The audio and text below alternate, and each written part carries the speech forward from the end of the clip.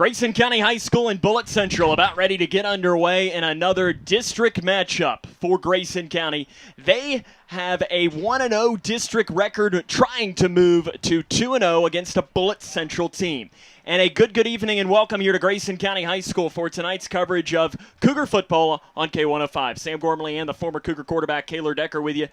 And Kaylor, this Grayson County team is looking to move to 2-0 in district play, and they've got a chance to here against a Bullitt Central team, though, that is coming in off of a game against North Bullitt where they started to play a little bit better. Yeah, and that's something you have to keep your momentum going because we're red hot at the moment. I think we're three straight. Four straight. Four straight? Yes. Well, no, you're right. Yeah, three straight. Math's hard. It is, but it can almost also go against you. You start to get complacent, you start to get satisfied, and you really don't go as hard in practice, don't go as hard in games, and you have to kind of keep that pedal to the metal personality about you. This is the third all-time matchup between the two teams. Grayson County leads 2-0. They played in 2012 here in Shepherdsville. Grayson County won 21-12. And they played in 1975. Kaylor, you remember that game? I don't think so. No, it was 40-8. Grayson County won. They also played in 1974, but it was a JV-only game, and it was an 8-8 tie. It's technically the only tie in Cougar football history. Grayson County defeated Moore 26-6 to open district play 1-0. Looking for their first 2-0 start in district play since 2020. Bullitt Central enters the 1-4 record and are coming in off of a loss to North Bullitt last week, 25-22, in a contest that they just call the game, which I like. It's their Tobacco Bowl. It is pretty much the equivalent. 25-22 is the final score. Lewis Clark is in his second season as the head coach. He was an assistant for about 35 years prior to getting the head coaching job. Cougars were in a district last year with Doss, Fairdale, Iroquois, and Western. They were 5-6, lost to Seneca in the first round of the playoffs. Coming up on the Locker Room Show, we'll introduce you to both teams, to talk to the head coach of the Cougars, Brian Jones, and give you tonight's keys to victory. It's Cougar football on K105. Are you looking for the best building materials in Litchfield? Look no further than Future Designs Building Materials. The builder's choice on Quarry Road has everything you need to build your dream home. Jim writes, "I'm so glad I came to Future Designs for my new roof. The staff was so helpful and knowledgeable, and they made sure I got the right materials for my needs. Thanks, Jim." Future Designs is more than just a building materials store. Future Designs Building Materials on Quarry Road in Litchfield. FDBM.net. Building on experience.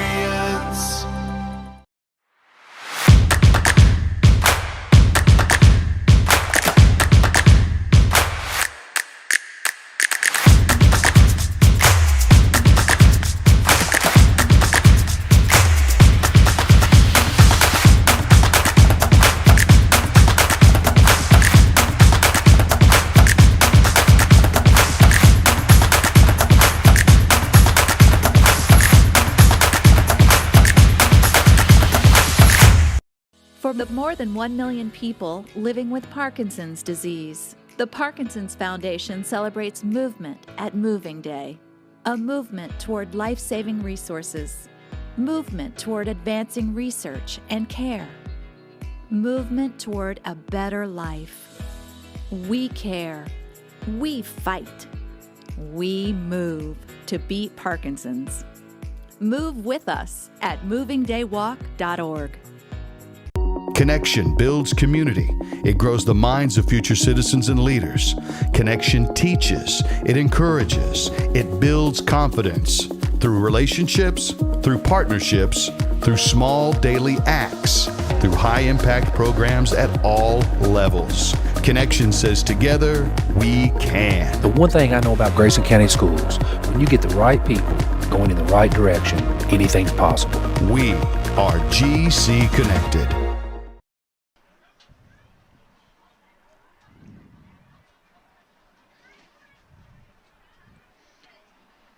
Welcome back here to Bullitt Central High School, where the Grayson County Cougars are about to take on the Cougars of Bullitt Central. Bullitt Central enters with a record of 1-4. We touched on it. Their coach is Lewis Clark. His middle name's not And. Oh, okay. I was thinking it could be. It should be. Actually, I think Lewis is his middle name in that realm. A.J. Lee is the starting quarterback. Back-to-back weeks with freshman starting quarterback, something that you don't necessarily see. 37-63 passing for 353 yards, 3 touchdowns and an interception. He's rushed 23 times for 54 yards. He's also a great basketball player. I think the big thing with A.J. Lee is he is not the athlete that we saw last week from Moore, but he's not me back there where he he's in a similar realm to Colby Chaffins, where he can run, but he's not a run-first guy. And as a defense, that's a lot less stress on you, because last week, if you tried to rush the passer, more often than not, he would break through a pass rush lane, and he was going to take it 10, 15 yards. But this week, you can be a little more aggressive with your pass rush. You still need to be disciplined, because those kind of guys can hit that little gap you give them, and they'll gain 7 to 8, but it's a lot less stress on a defense. Kyle Sidebottom is the main running back, 34 carries, 171 yards for the Cougars. He's also the leading receiver, 12 catches, 87 yards, and a touchdown. Michael Anderson has 48 rushes for 118 yards and a touchdown. He's also attempted 3 passes, something to keep in mind that he very well could be seen in that. You've had a ton of different players, 10 different players catch passes this year. Bo Hornack has caught 4. Bobby Miller has caught 7. Isaiah Tobin has caught 2. The offense has been a struggle. There's no other way to put it for Bullitt Central this season, averaging 7 points a game. Prior to last week's 22 points, they had only 13 total points in the first 4 games, and 7 of those were an interception return for a touchdown against Garrett County. We'll come back to that in just a moment. 4 touchdowns on offense is all they've had all season long. 1 a game? Yes, and less, because, you've got 5 games. So this offense can struggle, but they're coming in off of their best offensive performance of the game, which to me says this Grayson County defense, we've got a time on the clock now too.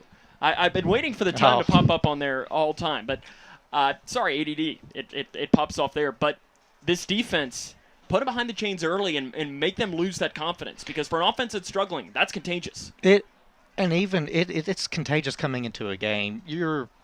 That first series is really the tone setter for an offense that struggles. Because I've been in offensive struggles at times.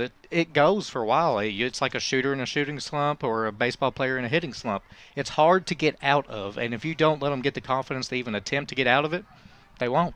Defense is allowing 28.6 points per game. They've allowed 36-plus in 3 of their games. Rush defense, about 151 yards per game on the ground, 130 through the air. They've forced 5 turnovers on the season, 3 fumble recoveries, and a pair of interceptions. Michael Anderson had a 103-yard interception return for a touchdown against Garrett County. From what I read, that ties the state record for the longest one. And, I mean, you can only get a few more yards longer. That's impressive. He's a great athlete. We touched on him as a running back as well. Blake Draper is the leading tackler. Abraham Alfonso Perez is their kicker. Grayson County 4-1, 1-0 in district play. We'll take a break, introduce you to them after this. This is Cougar Football on K105. When I found out my son was addicted to opiates, I didn't know where to turn. Now I know there's help, and you can call, whether you're a family member, a sibling, or the person with the addiction. And the number is 1-833-8-KY-HELP. Call for the resources. They're going to help you with compassion and care and the knowledge of what's available to get you the help you need. The governor has declared a state of emergency, and evacuation is now underway as the storm approaches. The National Weather Service has issued a warning as it monitors the storm. Those in the following counties therefore should seek.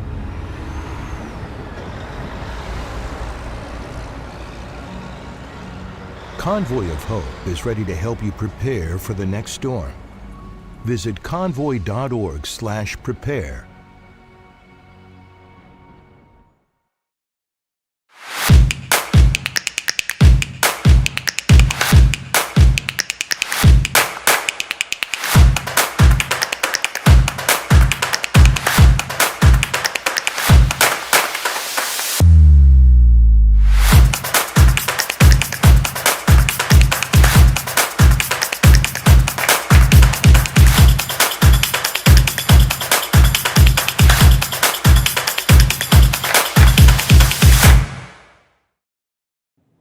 I'm not here to fire you up. If you're not already fired up, you shouldn't be in this room. If this victory isn't worth all you have to give, then leave. But now, right now is your chance to be a part of a victory the world will remember forever. Victory over cancer. This victory isn't just happening. It isn't inevitable. What does hope mean? Now is our time, your time. you may save someone you love. Time is very precious. Today's cancer research is tomorrow's victory. Welcome back A here to Bullitt victory that Central is High School, there. where the Grayson County Cougars are about to take on the Cougars of Bullitt Central. Matchup between Cougars here. Colby Chafin's the starting quarterback for Grayson County. This season, he is 31 of 64 passing for 444 yards, 5 touchdowns, 5 interceptions, rushed 47 times for 151 yards and a touchdown. Kayla, we were talking off air that Colby played well last week, but there's still a lot in that tank. And really, as a coach and Brian Jones, that's got to make you excited. Yeah. I mean, it's a double-blade sword. Like, you're excited, but you're aggravated at the same time that it's not there yet. But that's the key, is he's still a young quarterback, first year. He's not even played half the season. So the experience is coming. And you saw that last week where he didn't really, early in the game, he didn't play that great. But it was later in the game where he started to kind of get it rolling. And I managed to get almost 200 yards off of 9 completions, which is, you're averaging more than 20 yards of completion at that rate. Caden Hanshaw, the leading rusher, 95 carries for 700 yards and 8 touchdowns. He's caught 4 passes for 38 yards. Ethan Mudd, 24 rushes for 142 yards and a touchdown. Jaron Van Meter, 14 carries for 74 yards and 3 touchdowns. You've seen Jaron over these past couple of games being used as fullback.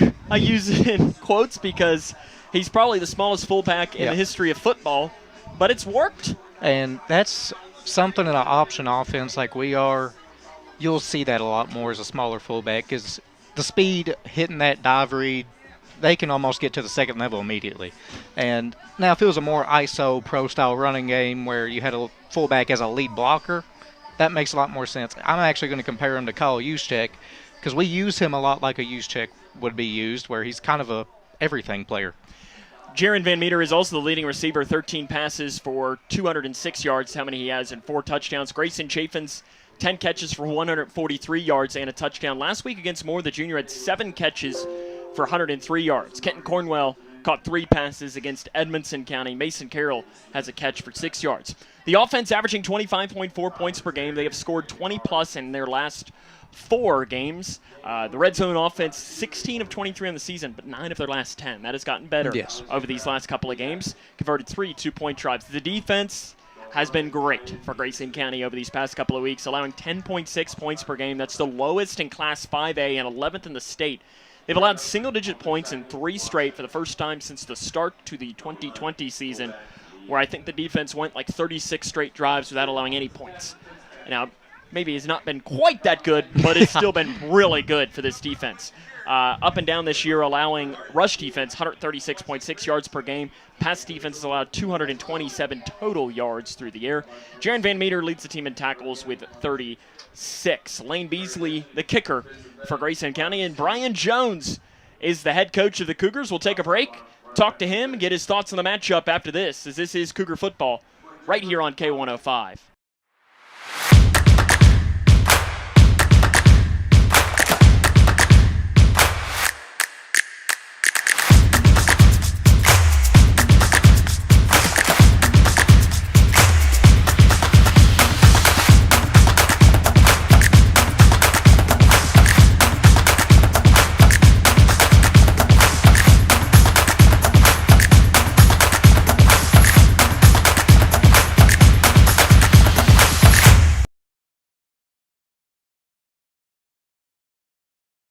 Connection builds community.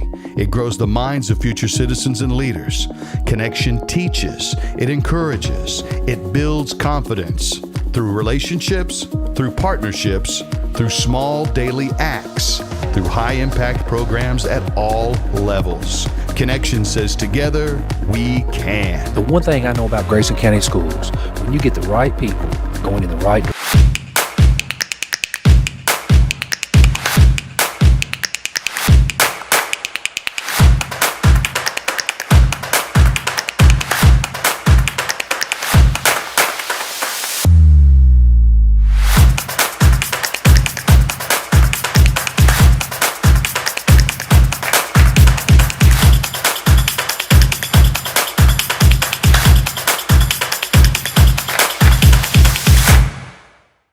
Are you looking for the best building materials in Litchfield? Look no further than Future Designs Building Materials. The builder's choice on Quarry Road has everything you need to build your dream home. Jim writes, I'm so glad I came to Future Designs for my new roof. The staff was so helpful and knowledgeable, and they made sure I got the right materials for my needs. Thanks, Jim. Future Designs is more than just a building materials store. Future Designs Building Materials on Quarry Road in Litchfield. FDBM.net. Building on experience.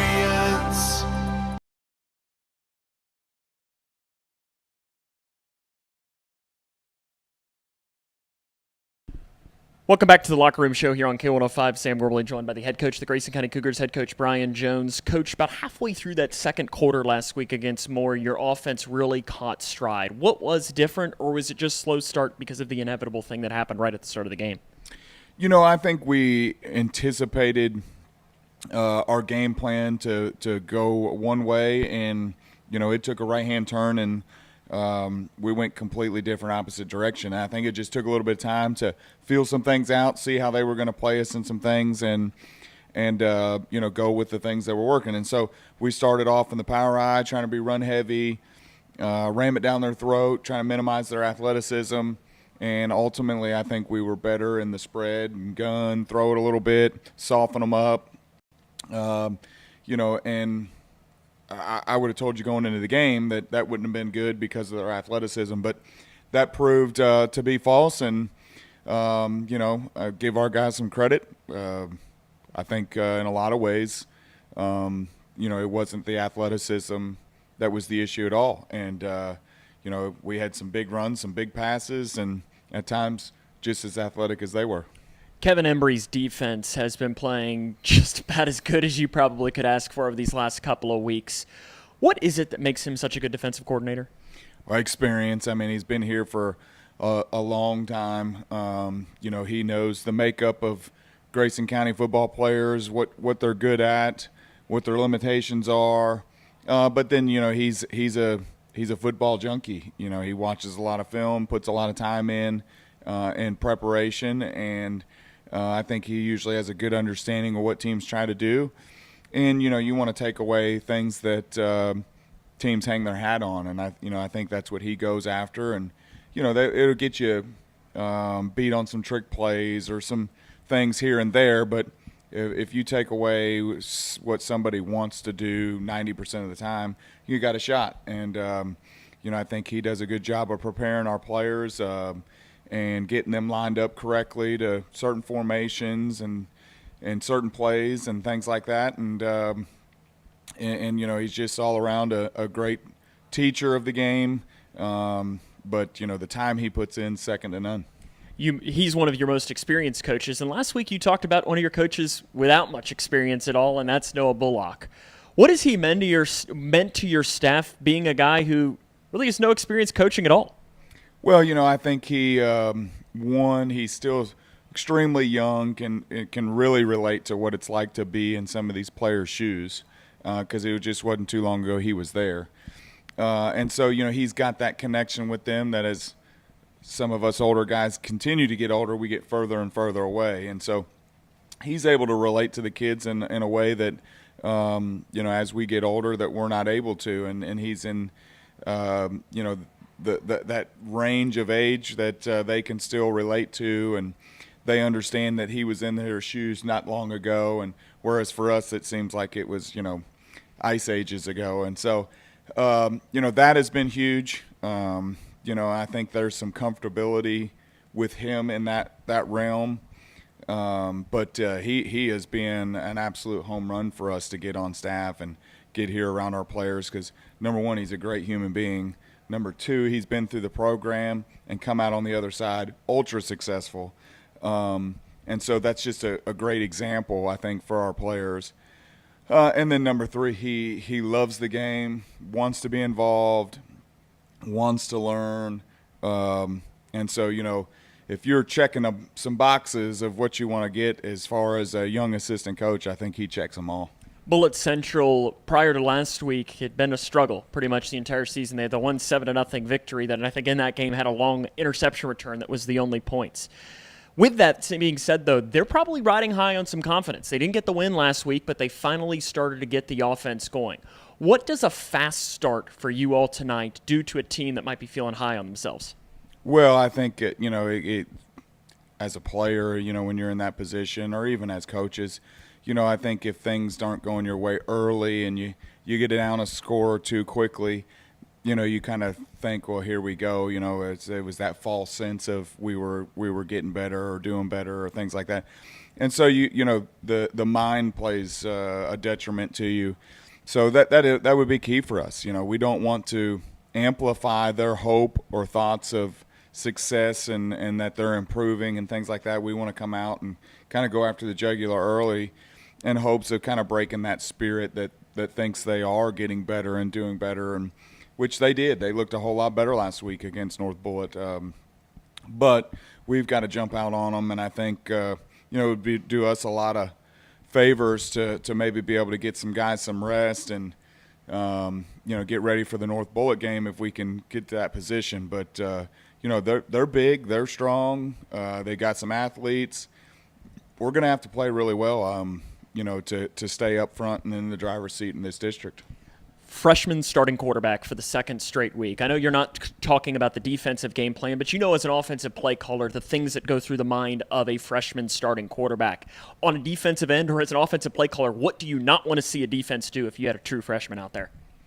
Well, I think we got to rattle him a little bit. And the difference this week is, don't get me wrong, this kid's a great athlete, but I don't think he's quite the same athlete as from Moore, but he's probably a better thrower too. So we're going to probably get after this kid a little bit more than we did the Moore kid, because Moore was going to hurt you with his legs, whereas this one may hurt you a little more with his arms. So we'll probably try to get after him. And I think, if we can frustrate him and rattle him a little bit early, that's to our advantage. But I'll be honest, one of the probably strong suits of their offense is just to get in the two backs in the backfield and run at you. And that hasn't always been our strong suit. So, again, we're going to have to do your job defensively as a player and, stop the run. I know.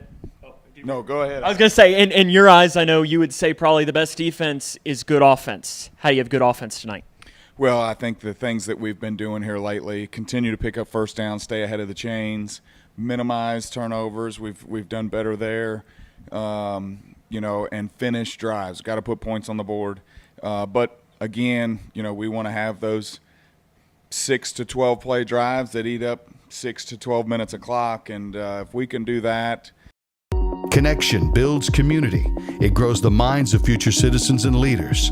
Connection teaches. It encourages. It builds confidence through relationships, through partnerships, through small daily acts, through high-impact programs at all levels. Connection says together, we can. The one thing I know about Grayson County Schools, when you get the right people going in the right direction, anything's possible. We are GC Connected. Are you ready to help your family get prepared for the unexpected? Here we go! Ladybug and Cat Noir know how important it is to be ready, because you never know when Hawkmoth is going to strike or a disaster will hit. And you don't need miraculous powers. Just put those planning skills you already have to good use. Make a plan that will help you and your family be ready when emergencies happen. Ready Kids can help. Get started at ready.gov/kids. Look around your home, and there's probably something that was made right here in Litchfield. Leggett & Platt is a worldwide corporation making a wide range of products, including sofa sleeper and reclining hardware assemblies here at home. A portion of your Ashley, Lazy Boy, or England furniture might have been made by one of your neighbors. Join the Leggett & Platt team today. We're a one-shift operation with competitive wages. Our motto is, we work hard so you can rest easy. Leggett & Platt is an equal opportunity, affirmative action, veteran, and disability employer. Are you looking for the best building materials in Litchfield? Look no further than Future Designs Building Materials. The builder's choice on Quarry Road has everything you need to build your dream home. Jim writes, I'm so glad I came to Future Designs for my new roof. The staff was so helpful and knowledgeable, and they made sure I got the right materials for my needs. Thanks, Jim. Future Designs is more than just a building materials store. Future Designs Building Materials on Quarry Road in Litchfield. FDBM.net. Building on experience.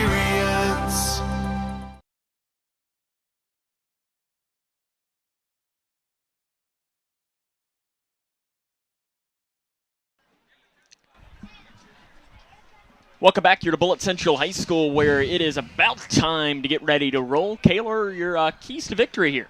Like last week, we've had to do this all year, and that's strike first. I mean, especially against a struggling team like this, you have to. You take away their all confidence early. I mean, you kind of have the game. You control the rest of the game if you do that to them, but don't give them any confidence, because that's when a team starts to get dangerous, when they have nothing to lose, and they're starting to gain confidence when they've not had any.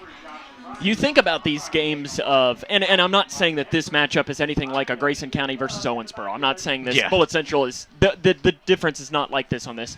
But that was always what we said, is like Owensboro, if they struck first, it was over because you had a team that pretty much gave up. Yep. Now, will that happen with Bullitt Central? I don't know, but it sure helps to have it. Grayson County and Bullitt Central, I don't really know how much time we have until kickoff, but hopefully we'll have it when we come back. They've taken the time off the scoreboard, Kaylor. I don't know. Hopefully we'll have football when we come back. This has been the Locker Room Show on K105. Are you looking for the best building materials in Litchfield? Look no further than Future Designs Building Materials. The builder's choice on Quarry Road has everything you need to build your dream home. Jim writes, "I'm so glad I came to Future Designs for my new roof. The staff was so helpful and knowledgeable, and they made sure I got the right materials for my needs. Thanks, Jim." Future Designs is more than just a building materials store. Future Designs Building Materials on Quarry Road in Litchfield. FDBM.net. Building on experience. Connection builds community. It grows the minds of future citizens and leaders. Connection teaches. It encourages. It builds confidence. Through relationships, through partnerships, through small daily acts, through high-impact programs at all levels. Connection says together, we can. The one thing I know about Grayson County Schools, when you get the right people going in the right direction, anything's possible. We are GC Connected. Here's a simple truth about higher education. If pursuing your purpose, doing what you really care about matters. If having a rewarding career matters. If a better financial future for you and your family matters. Then higher education matters. A brighter future is within your reach. Find out how at kyhigheredmatters.org. Brought to you by this station and the Kentucky Broadcasters Association. Look around your home, and there's probably something that was made right here in Litchfield. Leggett & Platt is a worldwide corporation making a wide range of products, including sofa sleeper and reclining hardware assemblies here at home. A portion of your Ashley, Lazy Boy, or England furniture might have been made by one of your neighbors. Join the Leggett & Platt team today. We're a one-shift operation with competitive wages. Our motto is, we work hard so you can rest easy. Leggett & Platt is an equal opportunity, affirmative action, veteran, and disability employer.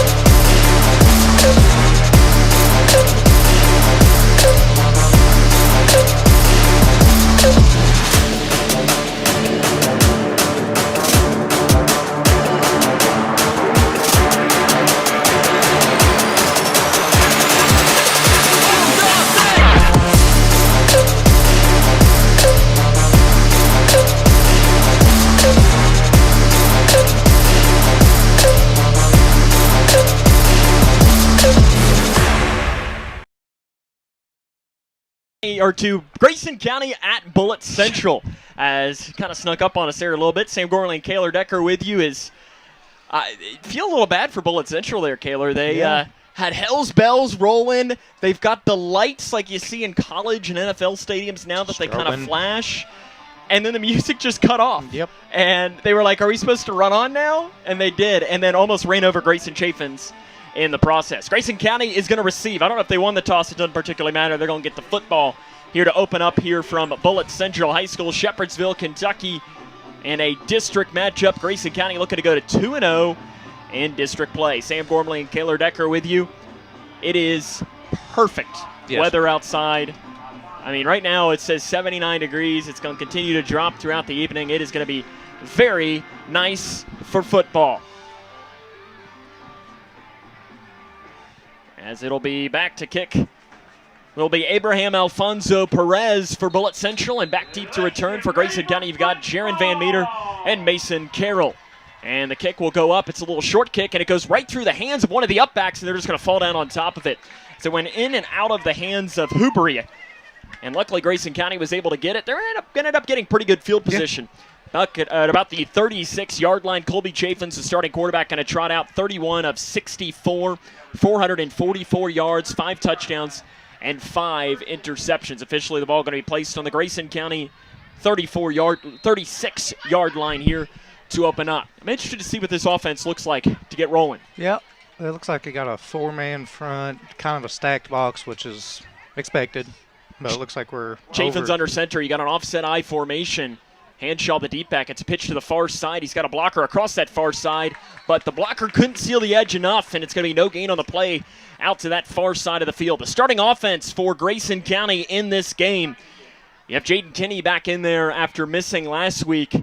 And your other starters, of course, that offensive line has been playing really well. I've been very impressed with Drake, Phillips, Green, Hubry, and Woosley have run in there. You've got your Chaffins, Carroll, Hanshaw, Van Meter as well. And there's the starting lineup for this Grayson County offense. I formation this time, just about 40 seconds into the game. 2nd down and 10 from the 36-yard line for Grayson.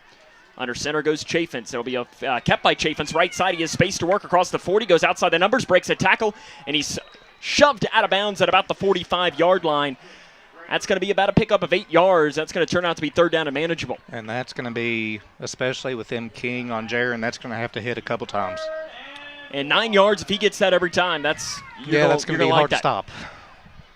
The pretty much triple option works to perfection for Grayson, and 3rd down and 1 for Grayson, placed on their own 45-yard line here in their opening drive of this game. Yeah. Ryan Jones delivers the call. They are going to go with it. You got Drake in the backfield along with Van Meter. Hanshaw's the deep back. Chaffins remains under center. Will Vincent is in as pretty much a right tackle of sorts. He's pretty much an extra offensive lineman, though. 3rd down and 1. Chaffins under center. Bullitt Central knows it's coming. They're loading up the box on the inside. Be a handoff. Hanshaw up the middle. It's all going to depend on the spot, but it looks like he got enough. From our vantage point, it's going to be very close. They're going to move the chains. First down, Cougars for the first time today. 10-17 left here in this first quarter of play. No score between Grayson County and Bullitt Central. Brian Jones, the head coach for Grayson County, 17-18 in his 4th season, 29-68 overall, 10 overall seasons. Previously the head coach at Todd County Central. Last week he became the 2nd all-time winning percentage coach in program history, passing Ed Smart. 1st down and 10 placed on their own 46-yard line. Chaffins in the gun for the first time. Ball placed to the far hash, trips down here to the near side. High snap, Chaffins, quarterback draw up the middle, comes down here towards the near side, and he's wrapped up after a pickup of about 2 yards down here on the near side of the field. Kyle Sidebottom in there on the tackle for Bullitt Central. And on that, Colby has to do a little bit better job kind of holding his water on that, because Sawyer didn't have full enough time to get out there and kind of pin the edge. But in that case scenario, he kind of has to keep it inside if he's going to go that quick. Bring up 2nd down and 8 for Grayson. Chaffins trots in from the far side to the near side. We saw the screen pass work really well last week for Grayson County. And I wouldn't be surprised if Jones has a fake screen, like you'll see with the wheel routes from the slot guy. But I would expect him to throw the screen before he throws that. 5 wide for Grayson County here on 2nd down and 8. Trips to the near side, 2 wide receivers to the right side. Cougars working from right to left on your radio dial. Chaffin steps up in the pocket, throws it up the far sideline, looking for Van Meter. He tried to adjust in the air, but couldn't get there. Sidebottom in there on coverage. It'll bring up 3rd down and long. And Colby missed one there. Caden Henshaw was wide open running down the seam. He went to the other seam, pretty much. He went to Van Meter, and honestly, he hits Van Meter at 6. Yeah, either one was open, but the safety was drifting towards Jaron, which made it a harder throw. You could have led Caden to the outside. 3rd and 8. Honestly, I'd go with the same play, like a similar play call here. Similar concept. And they will go with a doubles. Yep, you've got 2 wide receivers on each side. 3rd down and 8 for Grayson. Hanshaw to the left of the junior Chaffins. About 9 minutes left here in the first quarter of play. Chafin steps up in the pocket, floats it far sideline, incomplete. Intended for Grayson Chafin. They were a little bit, looks like they weren't necessarily on the same page, and it is incomplete, and that'll bring up fourth down. That's a great route by Grayson. I mean, that's where a curl route's supposed to hit, get inside of the corner, come down about 10 yards. Colby he didn't stay patient enough. He kind of got fast feet back there, and he threw it before he was ready, and it was a little outside. Lane Beasley back to kick for Grayson County. Back deep to return is Kyle's side bottom. It's a low snap, and it rolls all the way backwards. Beasley is going to pick it up, and it's still loose, and he's going to fall down, and that's going to be a turnover on down. Bullitt Central is going to have the ball inside the 20-yard line. Now that is not how you wanted, because we talked about it. This Bullitt Central team has struggled up until last week where they got a taste of success. They lost the game, and now you better believe that confidence is feeling real high right now with the ball placed on the Grayson County 19-yard line. This is where your defense has to step up. 8:44 left here in this first quarter of play. Bullitt Central, A.J. Lee, the starting quarterback, going to trot out for his first possession of the game. The true freshman starting quarterback with a running back on each side of him. Rolls out to the far side. It's a pitch to Anderson, and he tries to get around the edge, breaks a tackle, trying to come back here towards the near side. He's way back behind the line, to the 30, to the 25. Penalty flags comes in. That's going to be an illegal crackback block, I believe. It might have been on the quarterback. As Anderson went all the way to the far side, came back to the near side. You say illegal shift? No, it was this is a crackback. Oh, is that what he said? Yeah. Okay. I thought he did like this, which was an illegal shift. I said, well, why'd you throw that in the middle of the play? Yeah, no. And I think the crackback block was called on the quarterback, A.J. Lee. Yeah, that's not. You have to know if you're blocking back towards your own goal line or parallel to it, it's illegal. So I mean, that's just not smart football right there. And that's a spot foul too. So it'll move it back to the 34-yard line for Bullitt Central. That is a huge penalty because you were in field goal distance, and it's still, you're looking at 1st and 25 here. You got a long way to go. But that reason that play had to come back was because Jaron did such a great job sealing the edge. Pistol formation for Lee. Anderson to his left. Rolling out to the far side. Pump fake. Lee's now looking to scramble up that far side. Bounce it outside the numbers. And he's brought down. Coming up that far sideline to make the tackle for Grayson County was Van Meter. And it's a pickup of about 3 or 4 yards for A.J. Lee on the scramble. You're completely fine with that. Especially on 1st and 25. If he wants to run for 3 all day, he can have that.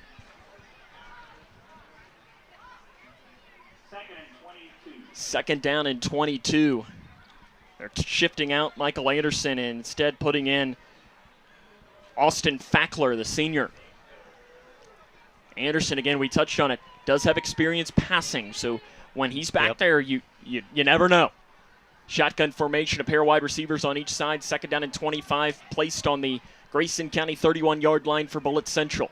Cougars showing blitz. Rolling down here to the near side is Lee. Looking. Pass complete at the 25-yard line. Immediately tackled and driven backwards by Caden Hanshaw. Pass complete on the play to Bo Hornack. And this is still 3rd, 17, 16-ish. I mean, it's a 6-yard pickup. You're completely fine with it. Because Bullitt Central's in 4-down territory pretty much. Because, I mean, you're looking right now, ball's placed in the 25-yard line. It's a 43-yard field goal. They haven't attempted a field goal. Yeah, no. Most high school kickers. Marshall County's kicker, I don't think, is on the sideline. Yeah, he could hit those, but he could probably hit it from the other 43. He was doing that in rain, too. Yes, on grass, which, adds to it as well. 3rd and long, 16 to be exact. 6:44 left in the first quarter of play. No score between Grayson County and Bullitt Central. Lee rolling out to the near side of the field. He's looking to step up in the pocket, floats it up the sideline, and it is incomplete. Intended on the play for side bottom. He had him along that sideline, and what would have been a first down, but instead it's 4th down and long. Yeah, it looked like that was Conrad that kind of had him, but just missed. And I don't know. I mean, this is kind of a weird situation. As Grayson County will have it with 6 minutes and 28 seconds left here in this first quarter of play. Ball placed on their own 20-yard line here. Chaffins to pass. Screen. Far sideline complete to Chaffins. He's up across this near sideline to the 25, to the 30. Continuing to roll to the near side. Turns back upfield, crosses the 35, and he's brought down at the 40-yard line. And that's, if you can hit that a couple times and sucker them into a fake screen with a wheel down the sideline, it's going to hit big. 20-yard pickup on the play to Grayson Chaffins. I could almost guarantee here we're going inside zone to the left with a bubble to Jaron. First down and 10 for Grayson County, placed on their own 40-yard line. Handoff, Hanshaw up the middle, breaks it to the 45 to the 50, crosses into positive territory down to about the 48-yard line. We're going to do the same thing, but I think we'll have a fast screen down to the boundary. I would look, I think realistically, we're going to have Caden run to the right here. Here comes a play here, and on the kept by Chaffins to the near side. He dumps a pass off to Grayson Chaffins, and he gets it down to about the 44-yard line. And that's what that play's designed to do, easy 4 yards. 5 minutes and 38 seconds left here in the first quarter of play. I would like to see Colby a little more decisive there if he's going to pull that, but still a 4-yard gain on first down. You're ahead of the chains. Bring up second down and 6. I like what Colby did too there as he was about to get hit, absorbed it, got 4. Yeah. Bring up second down and 6 here for Grayson County, placed on the 44-yard line.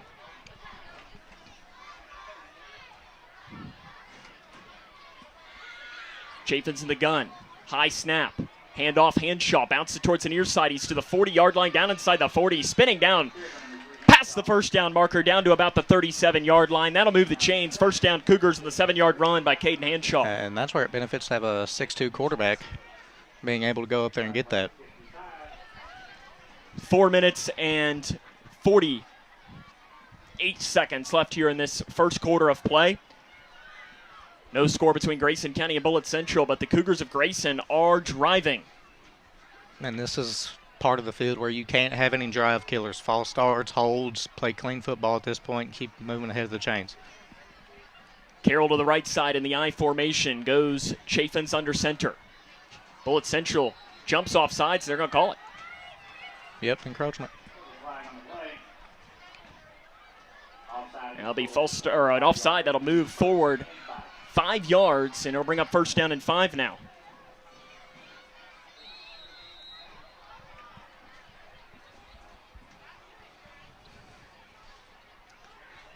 This drive, I mean, talk about a switch, a shift in momentum of this game after what will go down as a fumble, because I think Bullitt Central did end up recovering it. Regardless, turnover on down in that situation, there's really no difference.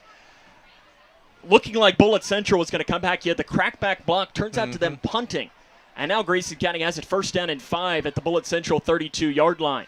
Chaffins in the gun. Hanshaw to his right. Looks to the near side. Complete diving catch made by Chaffins. Looks like he's at the sticks. That'll be enough to move the chains for a first down. I like that because that's actually not called. That's between Colby and Grayson.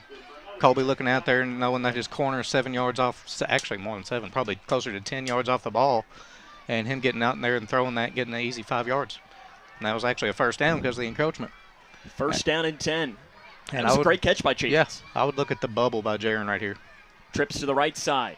Kept by Chaffins, and he swallowed up and sacked in the backfield. Bringing down on the play is Zachary Brunson, the senior. Well, that's a read, and he kind of double played it a little bit. Colby wasn't decisive, but that's quarterback 101. When you're in doubt, give it. And that play right there is one that if Colby Chaffins would have made it the last game of next season, Brian Jones would have been a lot madder than he is right now. But because it's his 6th ever game playing quarterback. And I can promise you, your scout team DNs, they play it one way or the other. They don't make it as difficult on you to read it. And listen, even the greatest quarterbacks in the NFL sometimes miss a read. It happens. But here's the biggest thing. Don't miss it next time. Yeah, learn from it. Second and long for Grayson. Under 3 minutes left in the first quarter. No score between Grayson County and Bullitt Central. Trips to the right side of the field. And we have a timeout called on the far side of the field by Brian Jones. We're going to take it with him. This is Cougar Football on K105.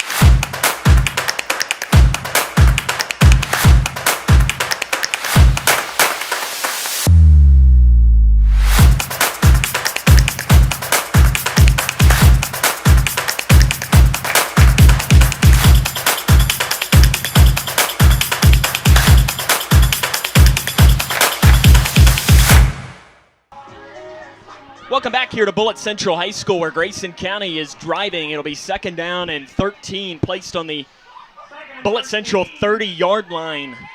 No score between Grayson County and Bullitt Central. 2:41 left in the first quarter of play. Sam Gormley and Kaylor Decker back here with you.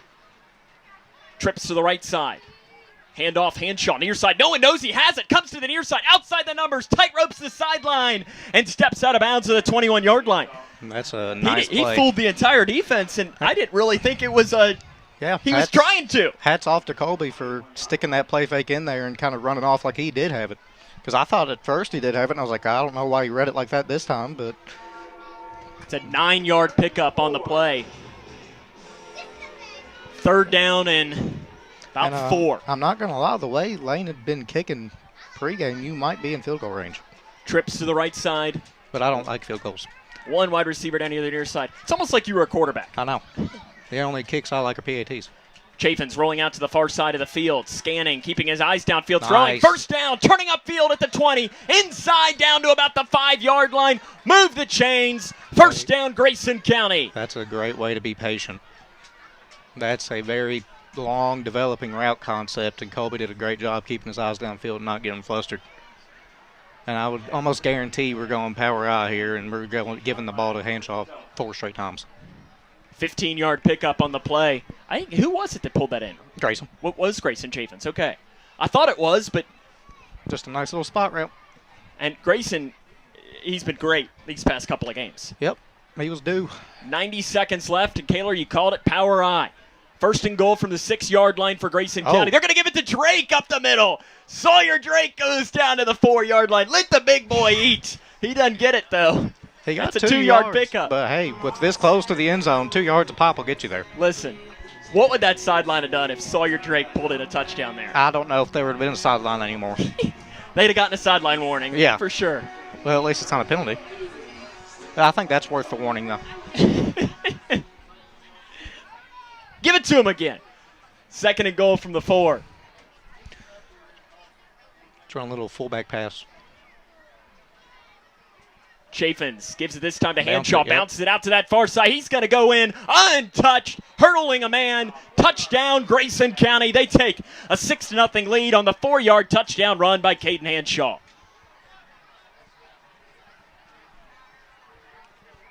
Great read by Hanshaw, bouncing it out, and he might have been touched on that hurdle, but if he was, it was not enough. Just a brush.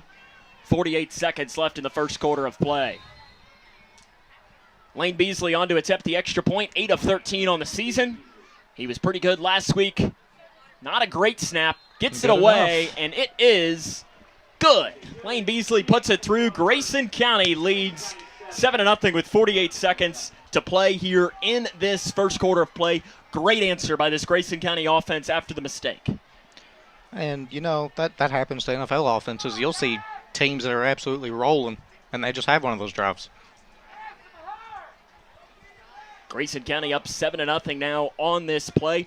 There is another district game happening. It is between Seneca and North Bullitt.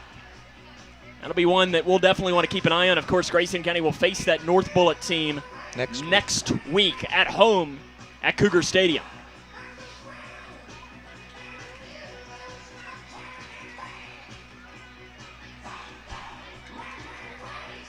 And this defensive possession is huge. If you can shut them down again, you can almost take their heart if you really want to. And I think I can speak for them. You do want to. Yeah. You don't want this to be close.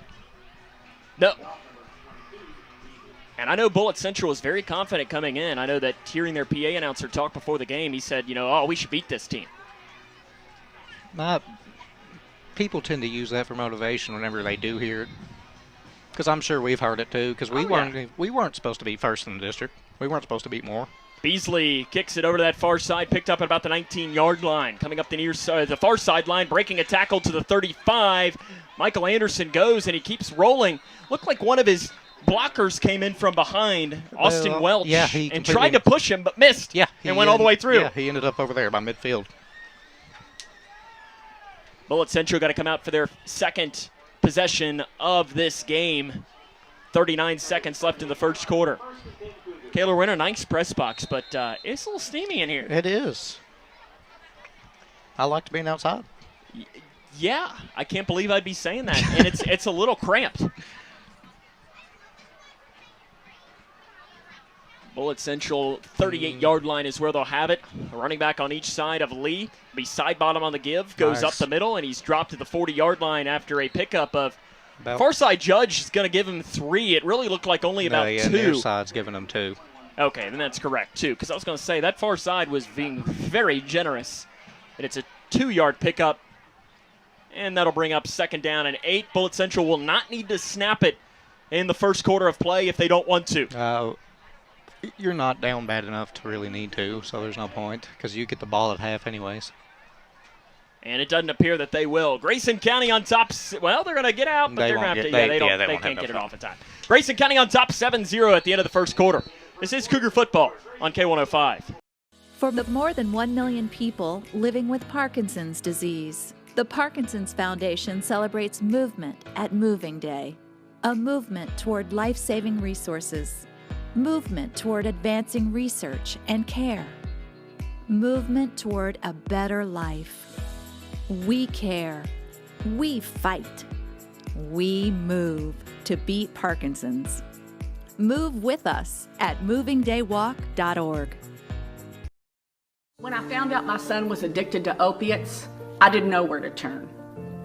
Now I know there's help, and you can call, whether you're a family member, a sibling, or the person with the addiction. And the number is 1-8338-KY-HELP. Call for the resources. They're going to help you with compassion and care and the knowledge of what's available to get you the help you need.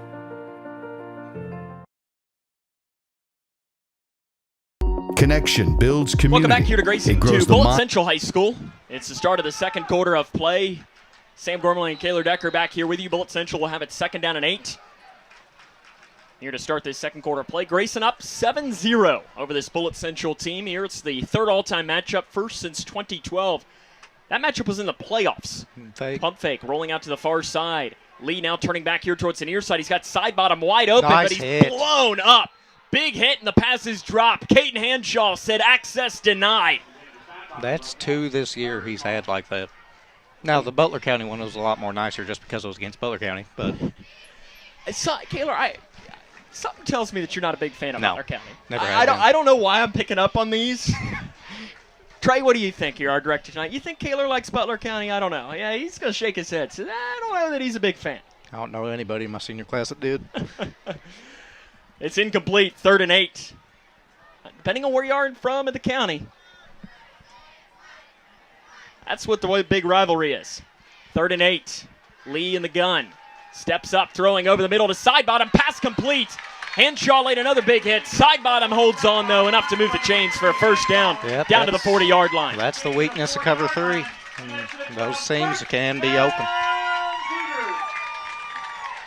Side bottom is their favorite target. He had 12 catches for 87 yards and a touchdown. He's also their main running back. He's kind of like their Jaron Van Meter, where they will move him around a lot. That's 1st down and 10, down to the 40-yard line. 7-0 Grayson County on top. 2 wide receivers to the right side. Pair of running backs in the backfield. Lee gives it to side bottom, up the middle, runs over a tackler, gets down inside the 40-yard line, down to about the 37. About a 3-yard run there, maybe even about 2 for side bottom on the run. We touched on this. I think Brian Jones said it in his open, that really Grayson County's biggest weakness this season, and really over the past couple of years, have been running backs that run right at you. Yeah. You think of Marshall County. That's what they did, and Grayson really didn't have an answer for it the entire game. Think back to Butler County last year. Didn't have an answer for it. They've really done well against kind of the option running teams. Side bottom rolls out to the far side. Big play coming in downhill to make the tackle. And this is Ethan Mudd bringing in to bring him down. That's his 2nd game at linebacker. Something tells me that it will not be his last game. Yeah, no, it definitely shouldn't be. Because he was filling in for Jaden Kinney last week, and I think he earned starting position. Yeah, because Conrad Raymond is back in after he missed last week's game with an illness, I believe. I believe he's a little bit under the weather. Yeah, That less than ideal right there. Unless you're Michael Jordan in Game 7, there's no playing through that. No. 3rd and 13 for Bullitt Central. 10 minutes left in the first half. 7-0 Grayson County on top of Bullitt Central. Need to watch that seam again. Lee throwing over the middle. Pass complete. First down on the little slant inside the 30 down to about the 25-yard line. He finds Hornack. That'll move the chains for a first down to the 24-yard line. 19 yards. The area between the numbers and the hash is open. So, I mean, if you're the outside linebackers, you have to give them those little flat routes they use you to pull you down. 9.5 left here in this first half. First down and 10.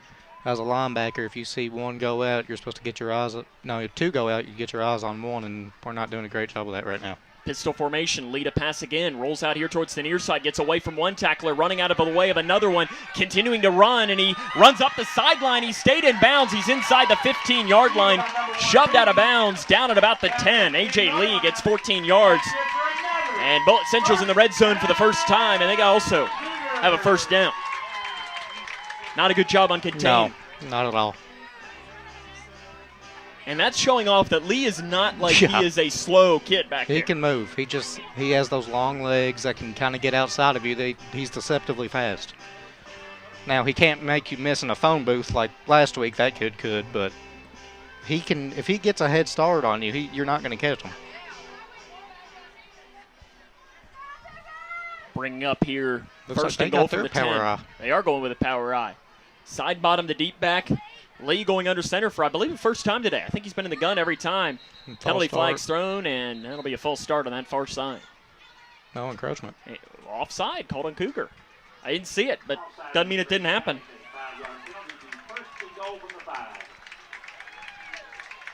Ryan Jones is yelling at the defense, too, which probably says that. Yeah, they did it. Yeah. He went yelling at the side judge. First and goal from the 5. He's out. Different quarterback. It is. It's Anderson in the game at quarterback. Anderson has 48 rushes for 118 yards and a touchdown. It's up the middle on a little scrum, like a rugby scrum, carrying the pile in the end zone. Touchdown, Bullitt Central, it looks like. They haven't had an official signal. There it is. Bullitt Central is on the board on a 5-yard touchdown run. I believe it was kept by the quarterback, Anderson.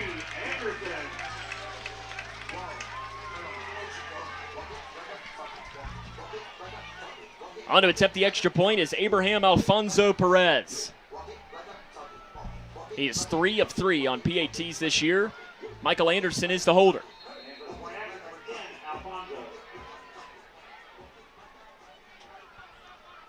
Extra blocker comes trotting in at the last second. Logan Olson. It's a lonely trot to make. Yeah. The right-footed kicker. Good snap, good hold. It's long enough. It's good. And he put it through. Bullitt Central ties it up at 7. 8:56 to go here in this first half. This is Cougar football on K105.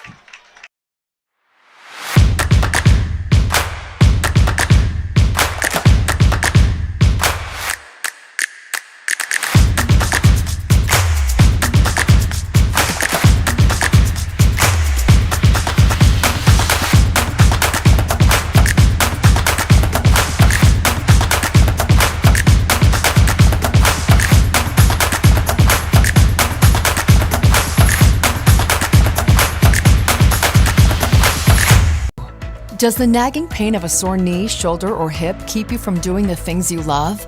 Lose the pain and get back in the game with the help of Owensboro Health Orthopedics and Sports Medicine. Located at Twin Lakes Medical Center, Dr. Isaac Miller and Dr. Ted Rogers are your local experts for hip, knee, and shoulder problems, from minor sprains to advanced procedures. Learn more and schedule online at owensborohealth.org/ortho. Grayson County and Bullitt Central tied at 7 here. 8 minutes and 56 seconds left in the second quarter of play. Sam Gormley and Kaylor Decker back here with you, and it's a little short kick. It's going to take a high bounce, and it's picked up, turning upfield at the 40 and running into his own man and being driven backwards on the play. I don't know who's Camden Cornwell. That is Camden Cornwell, the freshman. I was going to say I didn't have that number on my roster down there, but Camden Cornwell picks it up on the return, 8:51 to play, and he says, I'm like my older brother there. If I'm going to touch the ball as a big boy, I'm going to run with it. I'm going to make it worth it. Which is maybe not necessarily the best decision in the world. It's never the best decision. They are not used to running with it. Get a little excited sometimes. And then they lose it. That's why I prefer them to kind of keep it and just as soon as they get it, drop. 1st and 10 at the 40-yard line for Grayson County. Chafin's 5 wide. 3-step drop. Steps up in the pocket. Pump fakes. Now rolls out to the far side of the field. He's got room if he wants to. Now he's going to come back here towards the near side, throwing in and out of the hands of Mason Carroll. That was a perfect pass. I mean, that's... Soroki in on defense for Bullitt Central. I mean, as a quarterback, you can't throw that much better. 8:40 left in this first half of play. Grayson County and Bullitt Central tied up here at 7. And great job by the offensive line, too, on that. Yeah, I mean, that was great. That's probably the best pass protection I've seen all year. I mean, Colby Chafin's, he could order a sandwich. Maybe they got good hot dogs over there at the concession stand. You're going to go with a different formation, 4 wide to the high side. Jaron Van Meter rolling from the near side to the far side. It's kept by, no, it's actually given to Van Meter, and he did not get anything. Lost to 5 yards back to the 35-yard line. Bullitt Central was not fooled at all on the jet sweep. I just think we missed a block. There's no reason there should have been anybody pulling. It should have just been a straight reach block. Everybody take a step left and pin your guy inside. We did not even look like we hit him. See what Brian Jones draws up here. I think you can run that curl concept again, but you have to make sure your receivers know to get to 15. But even if you get, 13, you could almost go 4-down territory here in this situation.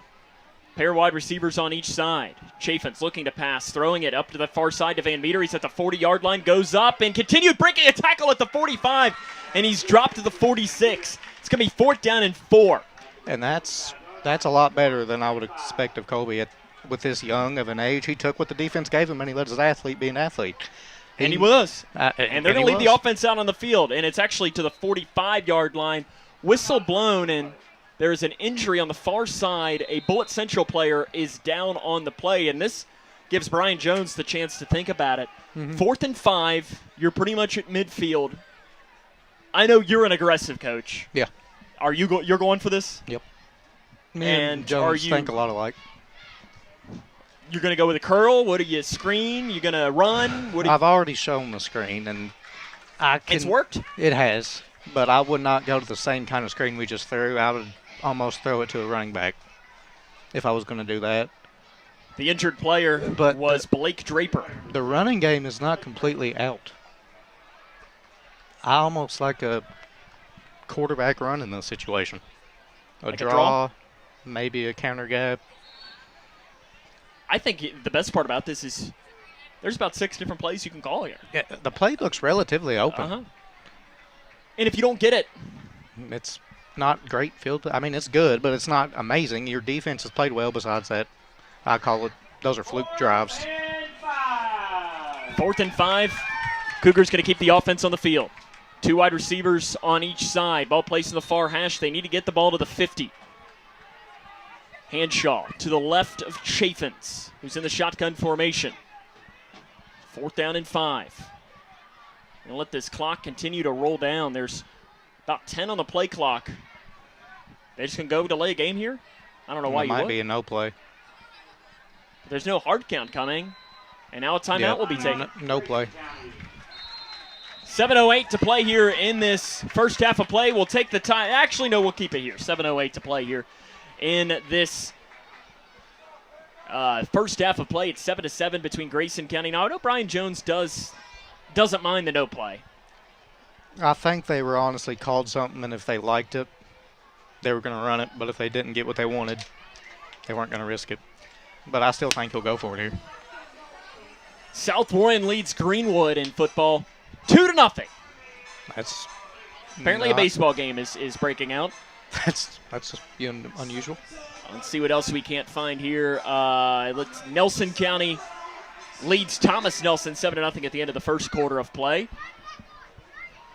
And that's most of the scores that we have to bring you. Central hardened on top of Louisville Central, 8-0. 4th and 5, offense still staying on the field. Trips to the left side, one wide receiver down here to the near side for Grayson County. Chafin's in the gun. Low snap. Chafin's rolls out to the far side of the field, keeps the eyes upfield, throwing. Nice First down, catch. Cougs. Grayson Chafin's pulls it in. And great play by Colby Chafin's, because that was not a great snap. No. And he ends up picking up the first down. And that's a very difficult body angle to be throwing from. With all your momentum taking you left, having to cross your body and throw right, you saw how it affected his accuracy, because that ball was a little high, but luckily. Great catch by Grayson. Yes. And that's all you got. Your receivers have to bail you out sometimes. But as a quarterback, you're not going to complain That's about why it. you treat your receivers and your linemen well if you're a quarterback. And your running back, because they make your life a lot easier. 6.5 to play in the first half. 7-7 Grayson County and Bullitt Central. Hanshaw will run left side, and he's dropped for a loss of the play. He's dropped back of a loss of 4 yards back to the 49-yard line. 2nd down and 14. That outside run's not worked. No. They've been very aggressive on the edge, and we've not done a great job stealing it.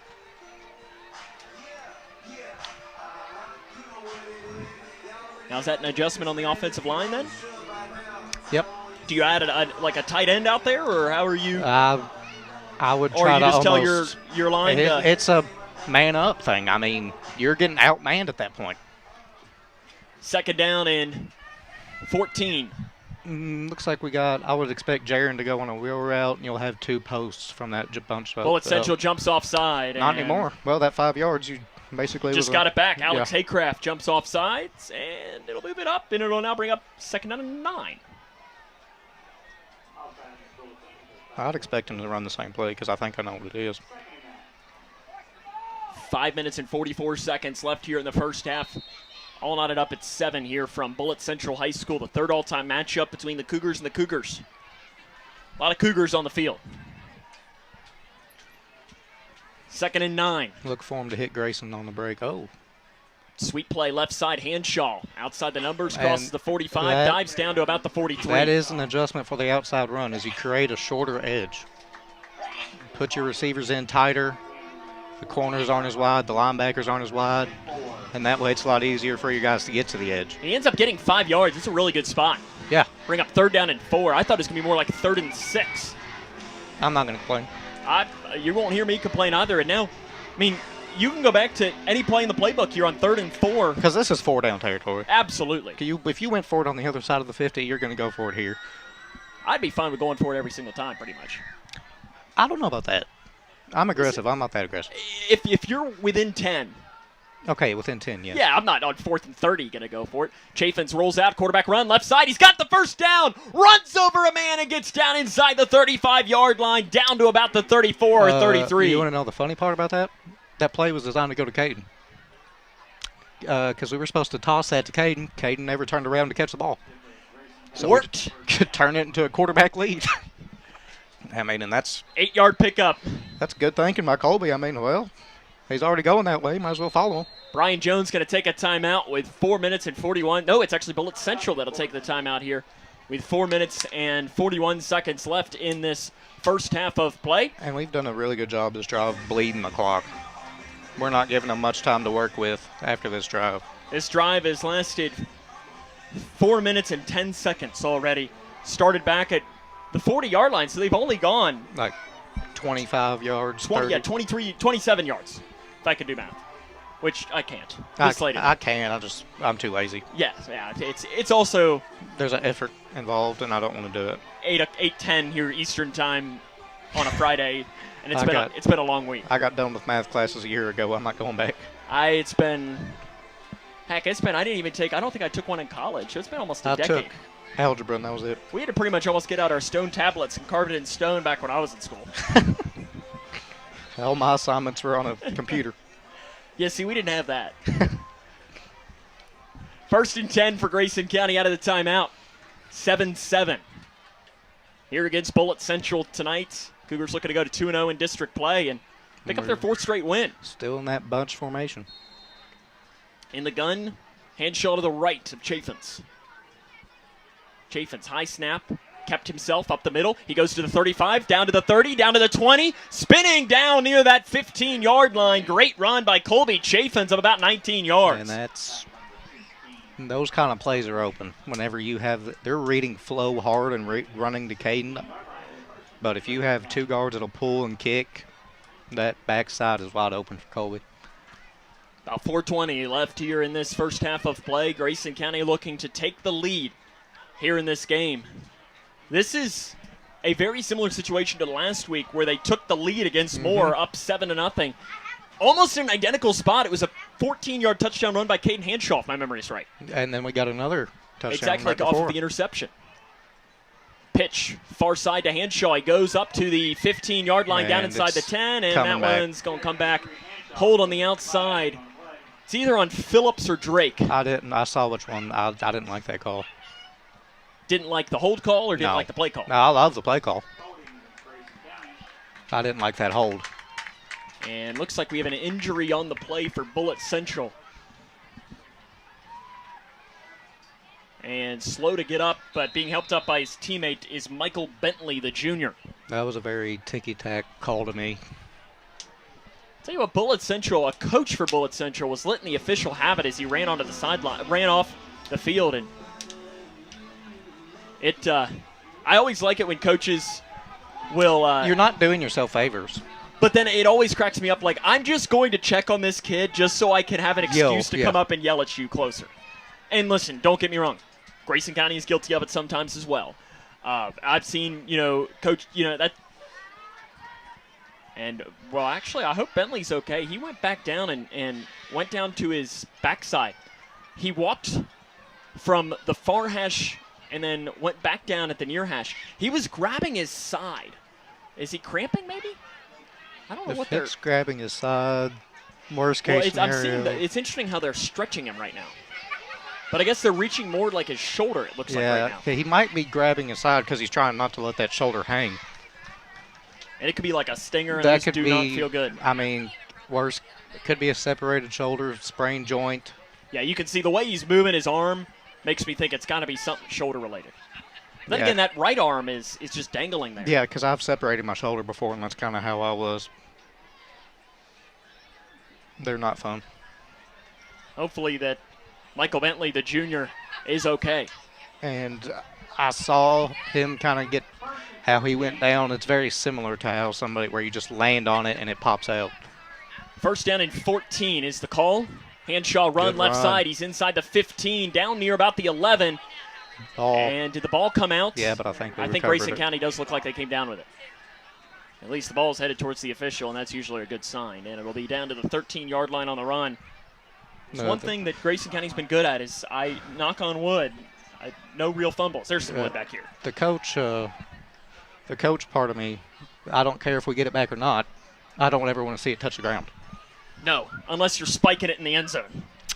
Even then, I've always been like, you need to act like you've been there before. Second down and 7 for Grayson County. About 3 left in this first half of play. All knotted up at 7. Colby Chaffins in the shotgun. Kept by him up the middle. He's wrapped up, but his forward progress is going to give him about 2. He's coming around the edge to make the tackle was Nolan Hunt, the senior.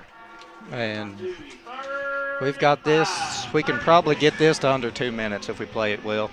And you're third down and 5. You do have a first down to pick up. Yep. So you don't have to score here. I'd almost like us to get the first down instead with this clock situation.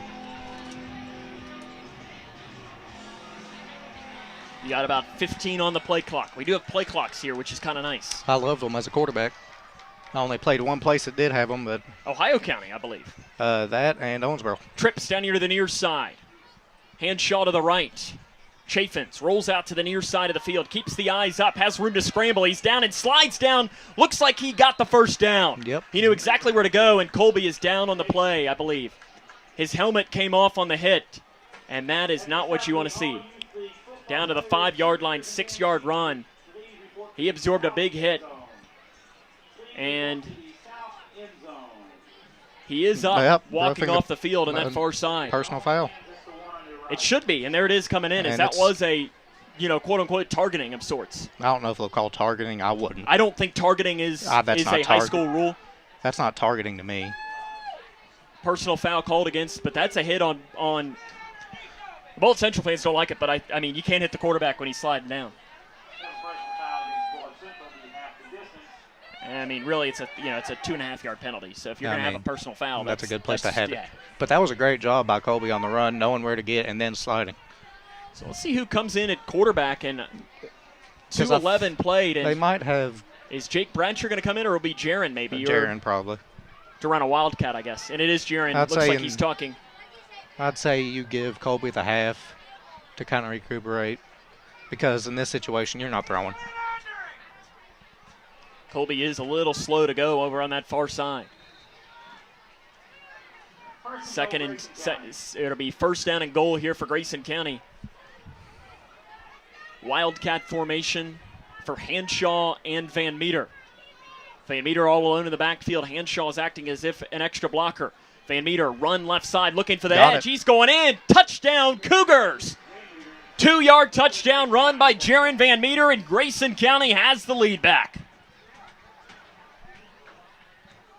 He was not touched on that run left side. And you've got 1:51 left in this first half of play, and Grayson County's got the lead back. Great job on the perimeter blocking. That's the best perimeter blocking we've seen all game. I mean, yeah. I mean, they didn't get anybody through that time. Especially on a ball that everybody knew was going to be a run. You know where it's going. The kick by Beasley, it is good. 14-7, Grayson County on top, 1:51 to go here in this first half of play. This is Cougar football on K105.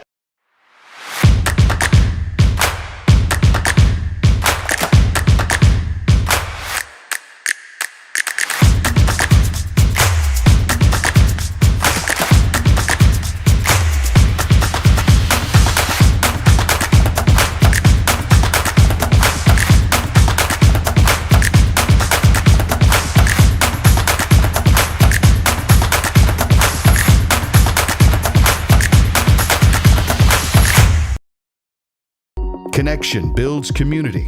It grows the minds of future citizens and leaders. Connection teaches. It encourages. It builds confidence.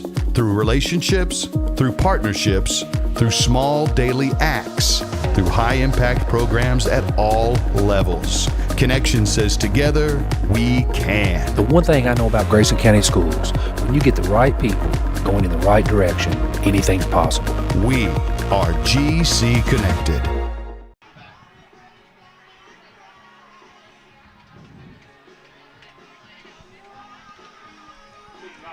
2-yard touchdown run by Jaron Van Meter to give Grayson County a 14-7 lead with 1:51 left here in this first half.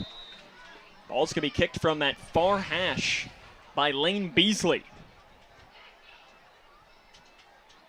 And Beasley is going to kick it away. Goes over to the far side, takes a bounce, kind of a weird bounce, picked up at about the 18-yard line, up that far sideline to the 30, up to about the 35. Nice tackle on that far side by, I think it was Cornwell that came in and saved about 15 more.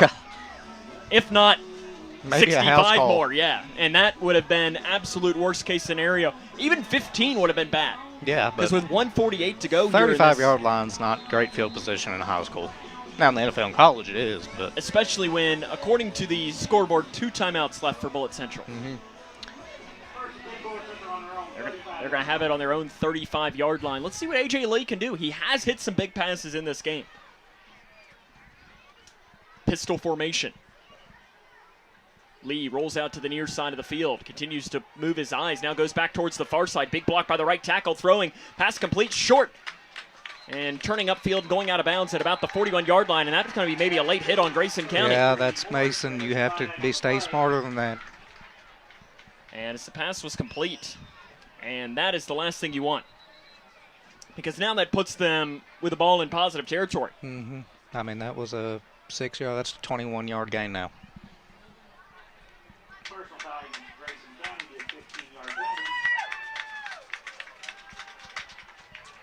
Moving the chains forward. And it'll go all the way down to the 44-yard line of Grayson County. And now this is touchdown territory for Bullitt Central. And more importantly, if you're wearing maroon today, it's 2-for-1 territory because you get the ball to start that quarter. But if you're Grayson, you have to remember they've not attempted a field goal all year. So they're going touchdown. Yeah, so you got to. They didn't attempt one last year either. You're playing more for the touchdown than anything. Lee in the pistol. Steps up and rolling to the near side of the field. Pressure coming, throwing over the middle, pass complete, and caught down to the 31-yard line. That'll be enough to move the chains for a first down as he finds Bo Hornak. It's our D linemen are just not getting it contained at all. He is able to flush every single play, and your secondary can't cover that long. It's hard. That was, 7 seconds? As a quarterback, if you don't have somebody within 7 seconds, that's the best coverage team you'll ever play. 1:10 and counting to play in the half. Man shifts in motion from the far side to the near side. Lee steps up in the pocket. Rolling towards the near side. They have contain on him at first. He rolls out to the far side, throwing, and he just gets rid of it. Pass intended for Brian Jones on the sideline. But that was a much better job. I think we almost spotted the linebacker there. And listen, I'm not against that. No, especially in this situation. He's a good athlete. Because they're going to be pass heavy. You don't need a linebacker to really stop the run right now. 52 seconds left in the half. And Kaler, you touched on it too. They haven't kicked a field goal. You can bend. And here's also the extra point is Bullitt Central's 1-4. They're at home. They're thinking touchdown anyways. Yeah. I don't think you're quite at nothing to lose territory, but in a way you do. Yeah, it's not a great start. Looks like we're going to go cover 2, make those seams harder to hit. Kenton Cornwell in on coverage, penalty flag thrown, and it's thrown from the far side, and offside called on Grayson. Kevin Embry is on the sideline, and clearly it was because he is about 8 yards onto the field letting somebody have it. We're just not playing smart right now. That's the truth. You're making some of the mistakes that we saw against Marshall. Marshall County, exactly. Took the words out of my mouth. And what happened in that game? You lost to a team that, if we're being honest, Kaler, you could have beat. Should have beat. Marshall County is not, and I'm not trying to crap on them by any means, but they're not better than Grayson County. They were that night. That's all that matters.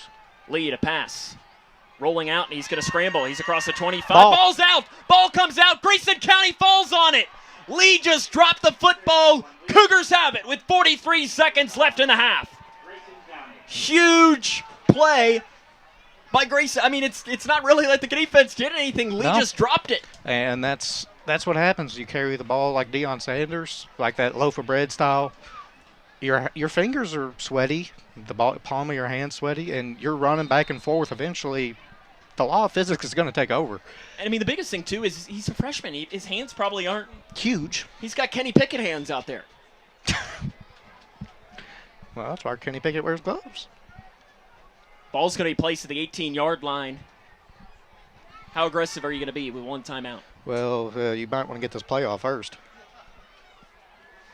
Actually, is that Colby back into the game? Yep. It is, so that's a good sign. Chaffins will get it out, throws over the middle, pass complete to the 30-yard line, breaking through one tackle to the 35, to the 40, continuing it up to the 45-yard line. Mason Carroll only had one catch. You better get up coming into the game. They're going to stop it coming 34 seconds. They are going to spike it here with 47 seconds. Chaffins under center. They roll it, and he spikes it with 31 seconds. Now, that clock is continuing to run. It took about 3 extra seconds off the clock. Should be 32 seconds, and they stopped it with 29. That's back-to-back weeks late in the half that the home clock operator isn't helping out the opposing team. Not that It's expected. It is, but at the same time, our home clock operator would never.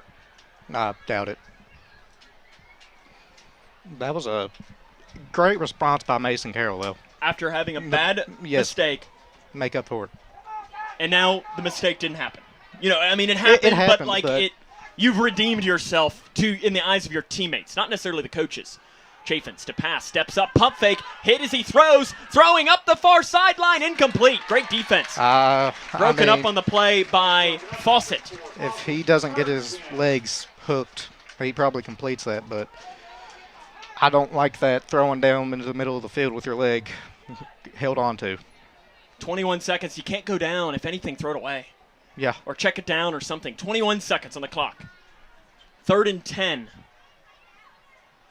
Because that's the biggest thing here, too, is if you don't get the first down, that timeout's going to have to be called or you can't spike it.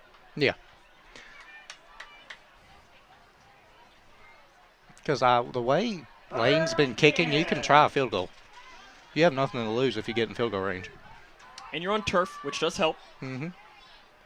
Mason Carroll shifts from the near side to the far side, trips to that far side, Chaffins to pass, screen pass complete at the 45-yard line, turns right up the middle to the 50, to the 45, down inside the 45, down to the 35, spinning down. That's where the tackle's going to be made. And immediately Brian Jones takes the timeout with 11 seconds left here in this first half of play. 35-yard line. You'd be looking at a 53-yard field goal right now. You're looking at something that gets you to the outside. Mm-hmm. Do you take one shot to the end zone? I think you can. Colby has the arm to do it. 11 seconds. You got 2 plays. You have 2 plays. You have a shot play, I think, and then you have. Honestly, no. I think you take the one to get to the outside first, and if you hit it and get out of bounds, then you have a lot easier time getting into the end zone. 35-yard line is where the ball is. 11 seconds left. Big thing is do not get tackled in bounds here. If you're Colby, throw it away. Yeah, an incompletion is not a bad thing. No, right now. Sack is the worst thing. Sack is quite popular. Well, actually, a pick 6 is. But clock concerning, yes. Or a fumble the other way or something. But 11 seconds left, yeah, because you don't want to get Bullitt Central. But I've been very impressed with how the O-line's held up. Yes. They've done a great job giving him time back there. Jaden Kinney down to the near side of the field, trips to the left side. First down and 10 for Grayson, 11 seconds left in the first half. Chaffins in the gun, Hanshaw to his right. Chaffins looks to that far sideline. Pass is in and out of the hands of Mason Carroll, and that's not a bad thing at all. 7 seconds left because he'd have been tackled inbounds, wouldn't have gotten the first down probably, and it'd have been the end of the half. 7 seconds. This is tough here. You go for a quick out to get yourself a little quicker, or you just going to go to the end zone here? 7 seconds, that's tough. If you had 8, you could go. 8, I would. 7, that's a little close. I think you almost got to go end zone especially here. Away that you're not going to get the clock on your side, so I think you take I think you go end zone here. And they're probably going to go a cover 4 style, but I take your best matchup, and you just give them a shot. Chaffins in the shotgun formation, second down and 10. Chaffins rolls out to that far side of the field, and he's past the first down marker, and he throws it, and that's going to be an illegal forward pass. And it's not going to matter. It's the end of the first half. He should have just ran out of bounds. That's the end of the first half of play. Grayson County has the lead against Bullitt Central, 14-7. This whistle's blown, and it's a illegal forward pass at the flag. But it doesn't matter. Yeah. So it's. But I guess decline it. I don't think will be any because it was an illegal forward pass. It'll still be a running clock off of it. Illegal forward pass against Grayson County. Penalty is declined. Yeah, which is what they should do because if they'd accepted it, it would have been an untimed down.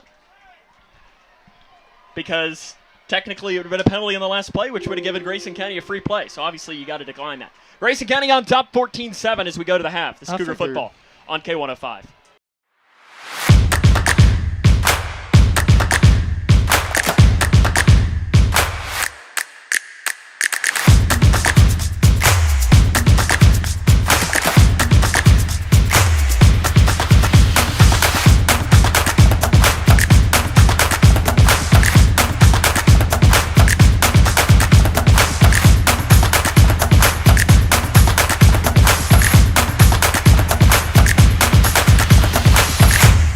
Connection builds community. It grows the minds of future citizens and leaders. Connection teaches. It encourages. It builds confidence. Through relationships, through partnerships, through small daily acts, through high-impact programs at all levels. Connection says together, we can. The one thing I know about Grayson County Schools, when you get the right people going in the right direction, anything's possible. We are GC Connected.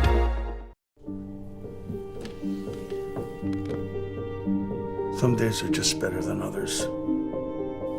I think you should go talk to someone. It's not that easy.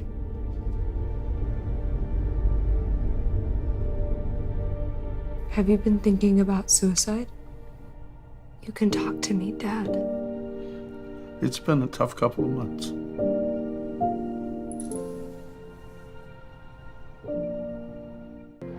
The doctor said I had a 29% chance to find a blood stem cell donor. But I knew you were out there. And when we matched, it was the best day ever. Dear donor, your blood stem cells saved me from leukemia. Thank you forever and ever and ever. Experience the true joy of saving a life at BeTheMatch.org.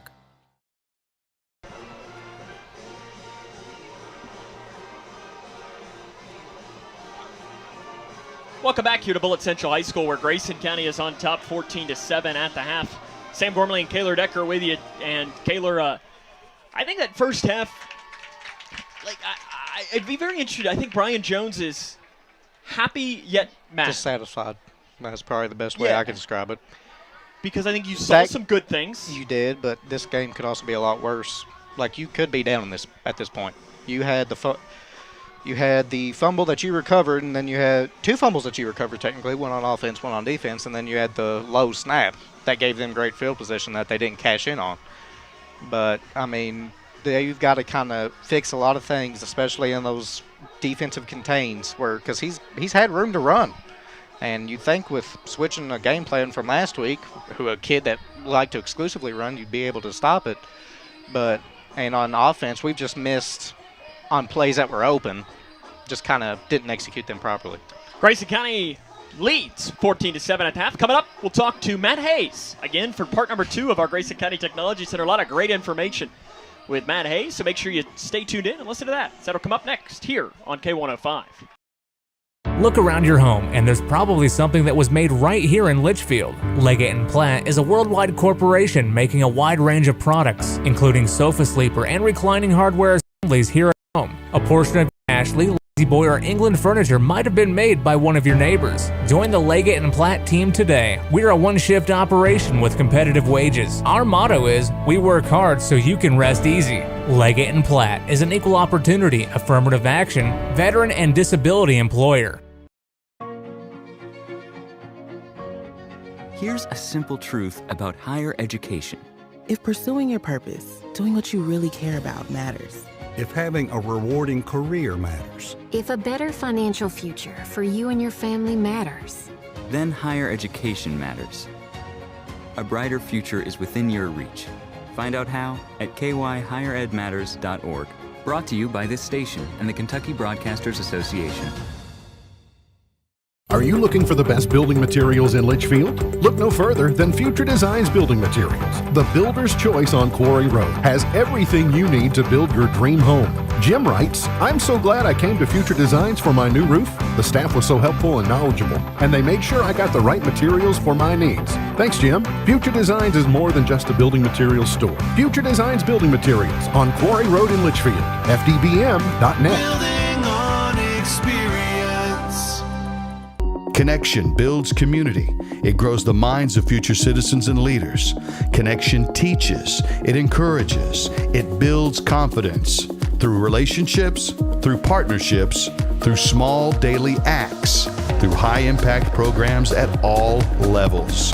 Connection says together, we can. The one thing I know about Grayson County Schools, when you get the right people going in the right direction, anything's possible. We are GC Connected. Welcome back to the halftime show for another edition of our Cougar Conversation segment. Sam Gormley back with the Grayson County Technology Center principal, Mr. Matt Hayes.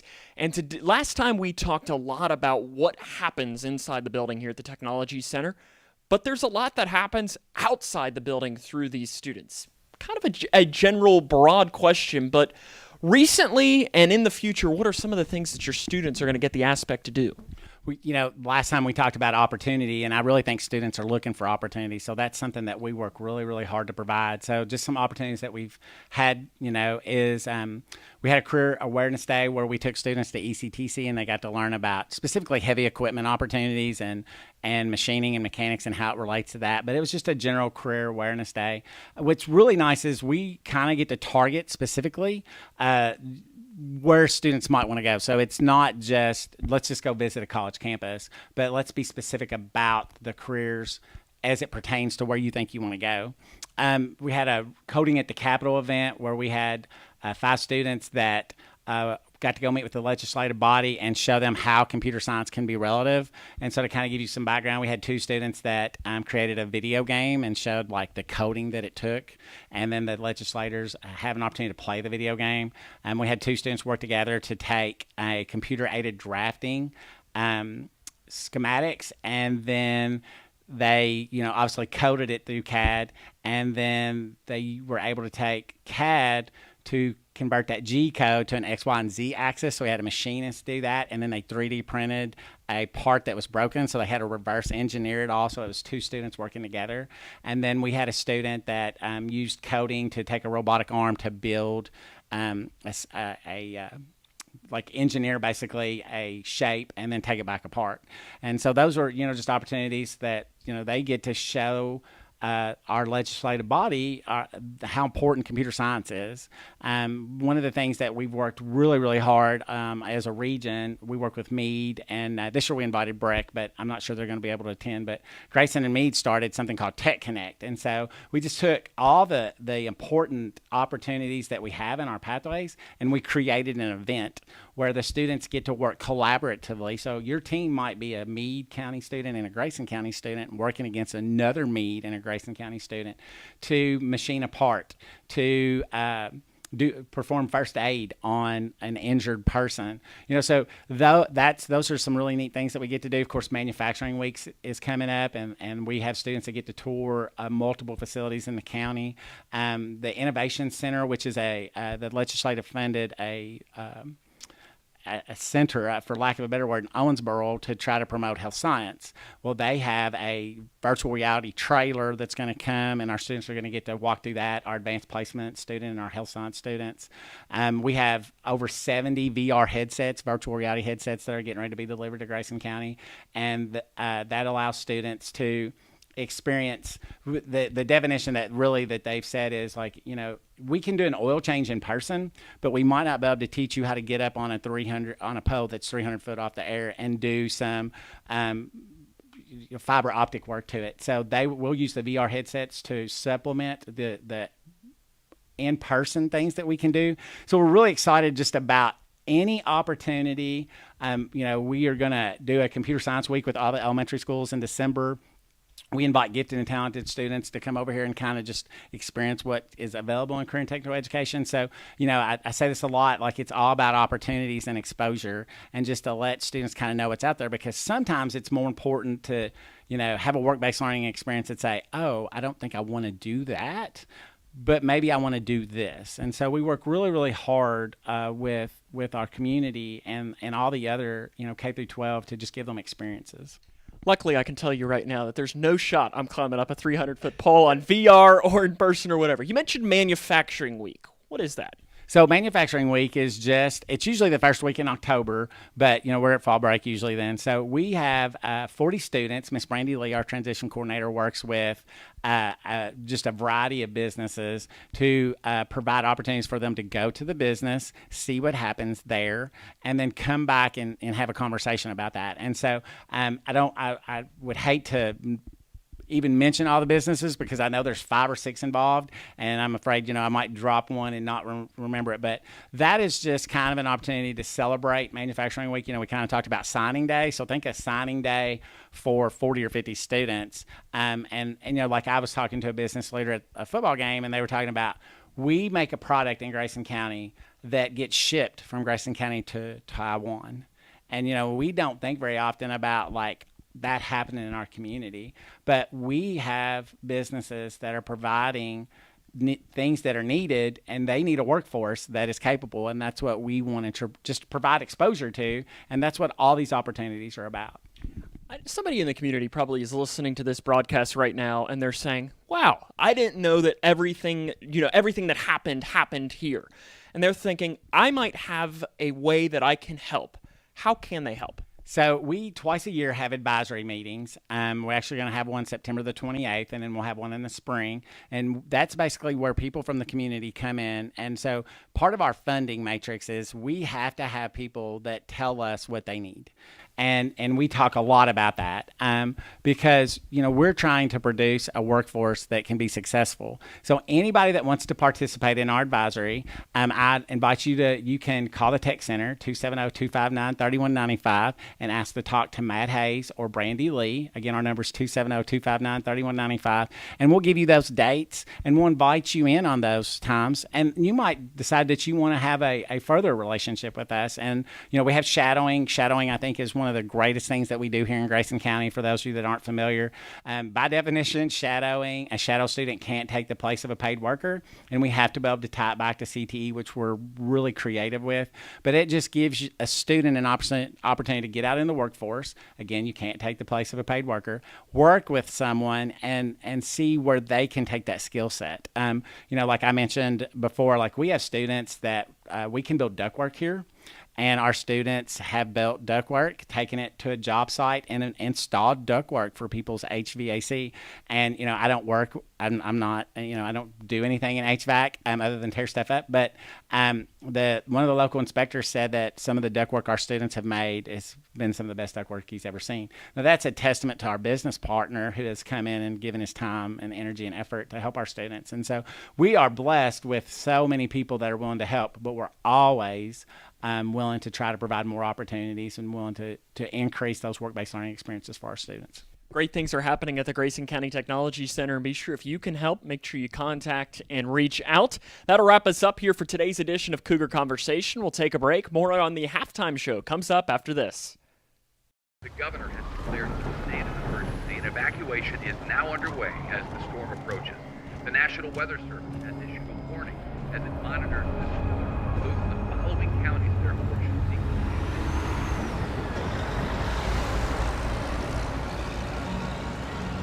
Convoy of Hope is ready to help you prepare for the next storm.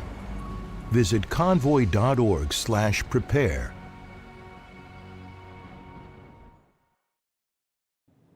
I'm not here to fire you up. If you're not already fired up, you shouldn't be in this room. If this victory isn't worth all you have to give, then leave. But now, right now is your chance to be a part of a victory the world will remember forever. Victory over cancer. This victory isn't just happening. It isn't inevitable. What does hope mean? Now is our time, your time. You may save someone you love. Time is very precious. Today's cancer research is tomorrow's victory. A victory that is there for the taking. Grab it. How was that? Now that was a great halftime speech. Let's go win.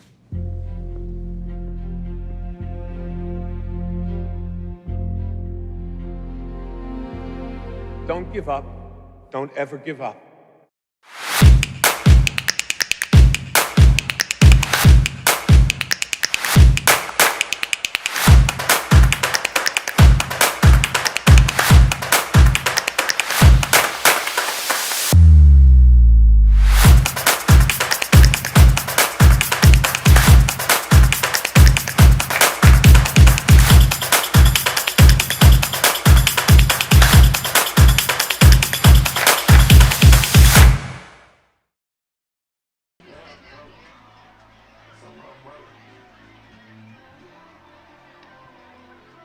Grayson County leads Bullitt Central 14-7 at the half. Sam Gormley and Kaylor Decker back here with you.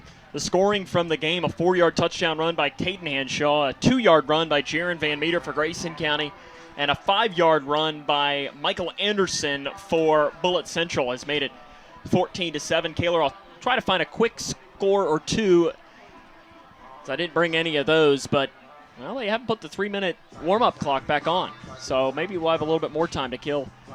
As we'll try to see here, Apollo and Owensboro. Owensboro leads 33-7. Central Hardin and Louisville Central. It's Louisville Central 12-10 at the half. South Warren 19-0 over Greenwood in the first quarter of that game. Trinity, almost said Whitesville Trinity, leads Louisville St. Xavier 14-7. It might be Whitesville Trinity. We don't know. Maybe. Since when did they get one? And since when are they playing St. X and winning by a touchdown? That's a rough team to go against your first year. Yes, no, but it is. And then Edmonson County is facing Clinton County. I don't have a score from that game. LaRue County leads Kentucky Country Day 20-15. Those are the scores from around the region. The game that matters the most, Grayson County on top, 14-7. Second half's next on K105. Are you looking for the best building materials in Litchfield? Look no further than Future Designs Building Materials. The builder's choice on Quarry Road has everything you need to build your dream home. Jim writes, I'm so glad I came to Future Designs for my new roof. The staff was so helpful and knowledgeable, and they made sure I got the right materials for my needs. Thanks, Jim. Future Designs is more than just a building materials store. Future Designs Building Materials on Quarry Road in Litchfield. FDBM.net. Building on experience. No matter what you're up against, we have your back. We are United Way. We are neighbors helping neighbors. In communities around the world, when disaster strikes, we get you back on your feet. We help children build brighter futures. We've been here for over 135 years. But now, our work is more important than ever. Join us. Join your neighbors. Join United Way.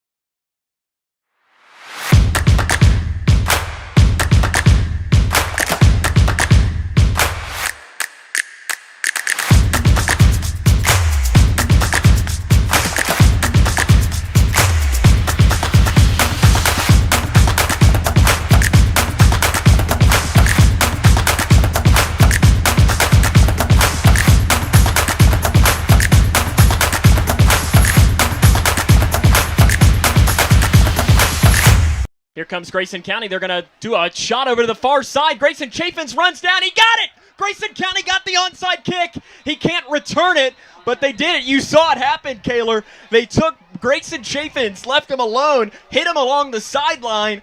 They just kicked it up to him, and it was like he was going up for a pass, and Grayson's going to get the football. Sounds like somebody here in the booth at halftime called an onside kick, and you called that.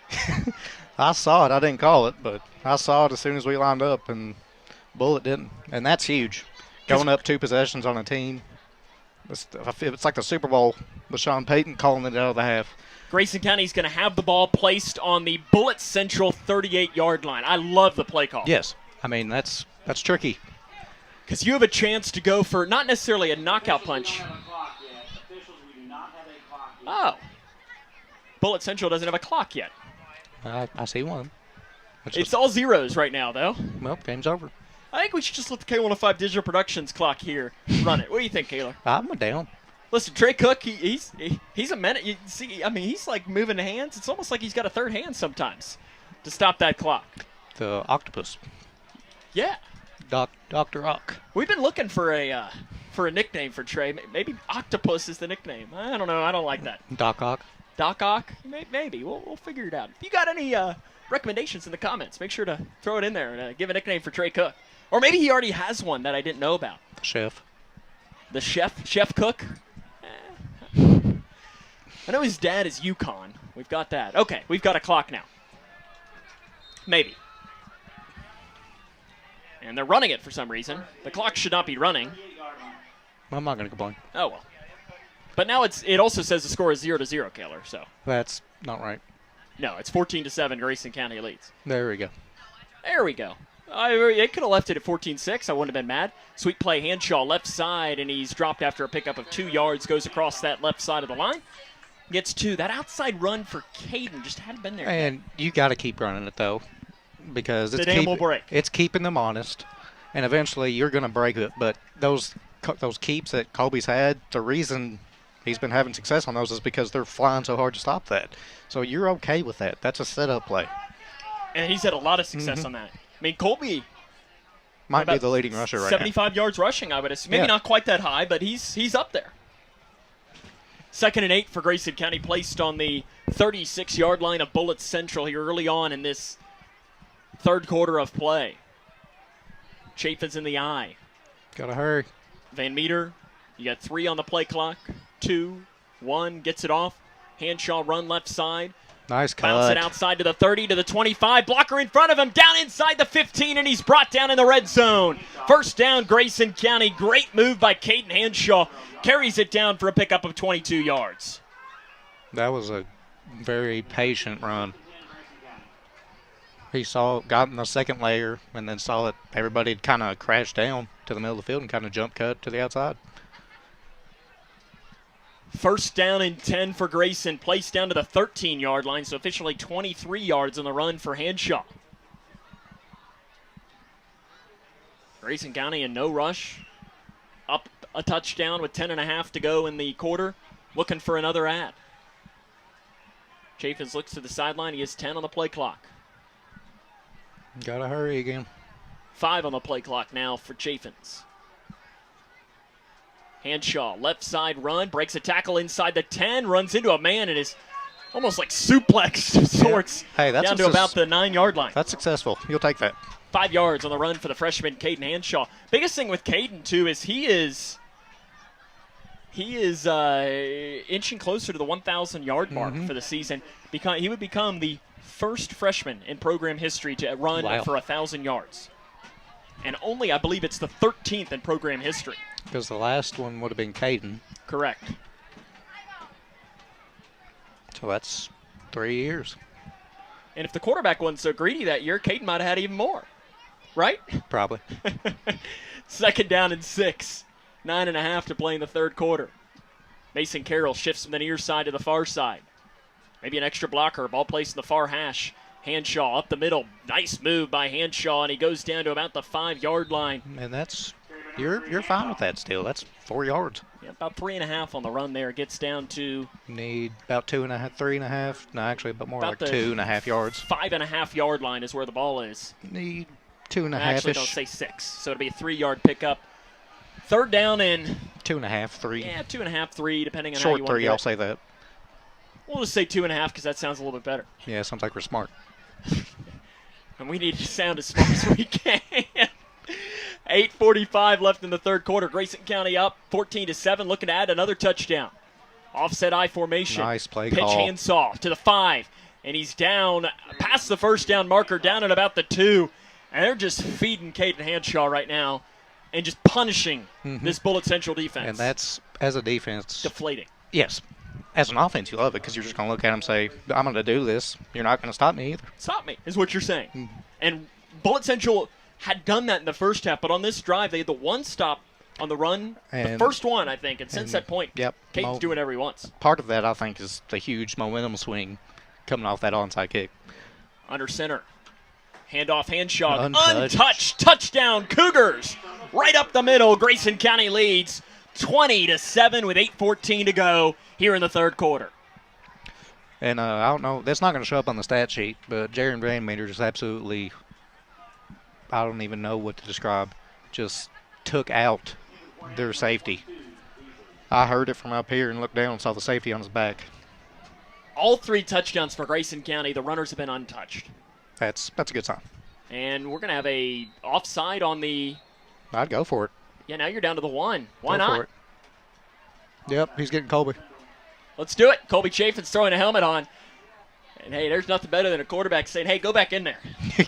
We want 2 more. Grayson County this year converted 3 two-point tries, all of them by number 3. So it's down to the 1-yard line. Can Grayson County punch in the 2-point conversion? Run.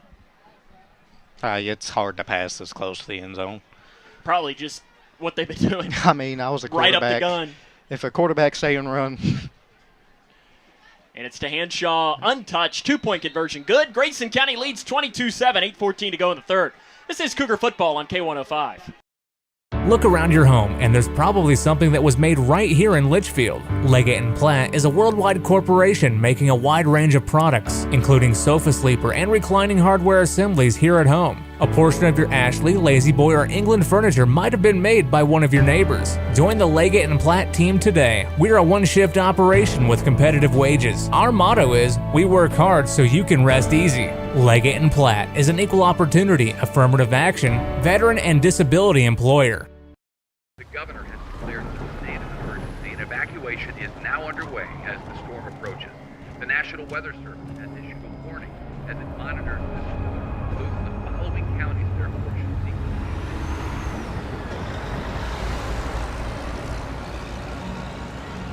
Convoy of Hope is ready to help you prepare for the next storm. Visit convoy.org/prepare.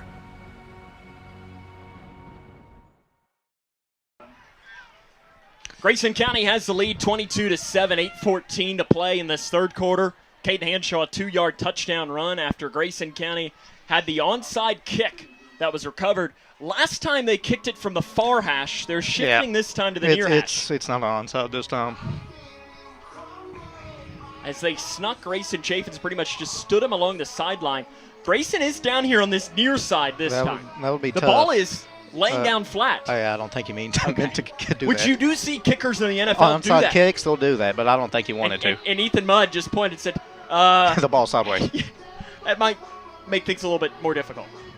Although I was doing a college game last year, it was so windy that the ball blew off the tee in mid-kick. They had to hold it. In mid-kick, so it had to count. I'd never seen it before. Caught by the up back at the 28-yard line. Rolls out to the far sideline, gets outside the numbers to the 40. Nice tackle to the 41-yard line. Good job staying outside over there by Mason, I think. I'm pretty sure that was Mason. And Jaron Van Meter, I think, also came in with a tackle. I think it was a combo tackle there as well. Bullitt Central's going to get the ball at the 41-yard line, and in a way, their backs are against the wall. Mm-hmm. That onside kick took all that momentum you did have. Your momentum's gone now, and the fans here, you can hear it. They're not really in it. So as an away team, when you take a crowd out of the game, that makes you feel 10 times better. There's nothing more. There's no sweeter sound than for silence. An away team than silence. Yeah, I know. Pistol for Lee, trips to the near side. It's a pitch down here to Nice the near side job. to Anderson. Block on the outside, and it's a block because it was, I think, the left tackle came downhill. Trenton Dunford, even with him holding, Sawyer still did his job. And that's a hold called on I would decline Bullitt it. Central. They lost yards or gained 0. So you'd rather have second and 10 than you know first what? and, I do like that call. First and 20? I do like first and 20. I think you're pushing them back. Yeah, I like that. You're trying to make sure that they don't get any confidence at all. If this was a straight run team, I can see kind of keeping them at second and 10, but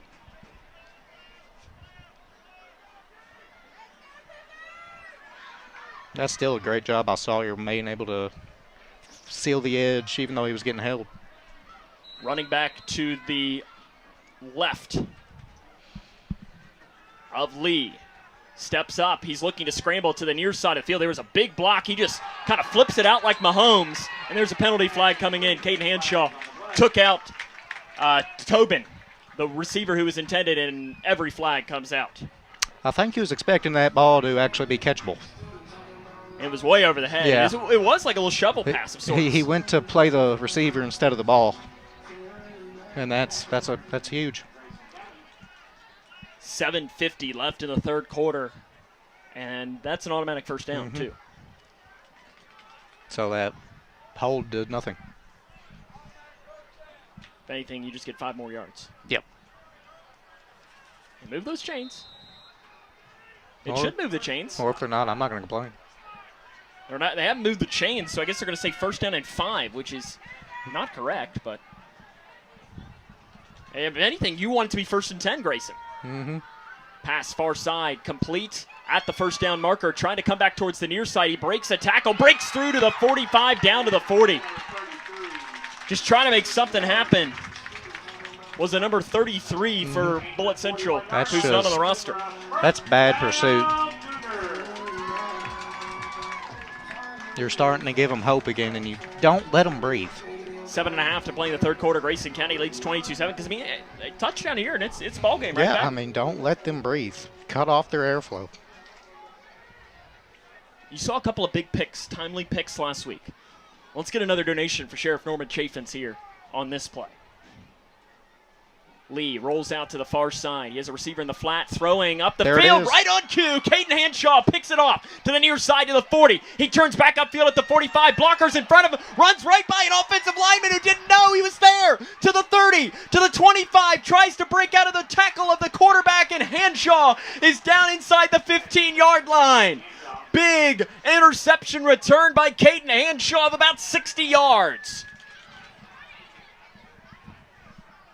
Might have to go buy myself a lottery ticket. Yeah, that was about as perfect as it could get. And the offensive lineman, Connor Smith, could have tackled him. He was just standing there. I guess he thought the play was over, and he just turns around, and there goes Caden Hanshaw running right by him.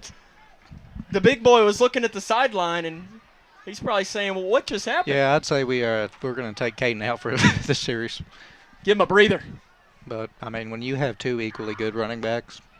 Plus, we haven't seen Ethan Button. Plus, this is a change of pace. You're going against a back that was a lot quicker. Now you're going against a back who's going to put his head down and try to go through you. But Colby, and when you're struggling as a run defense, you don't want a guy like that. No. Mudd on the run, left side, right away, just punishes the left side of the line.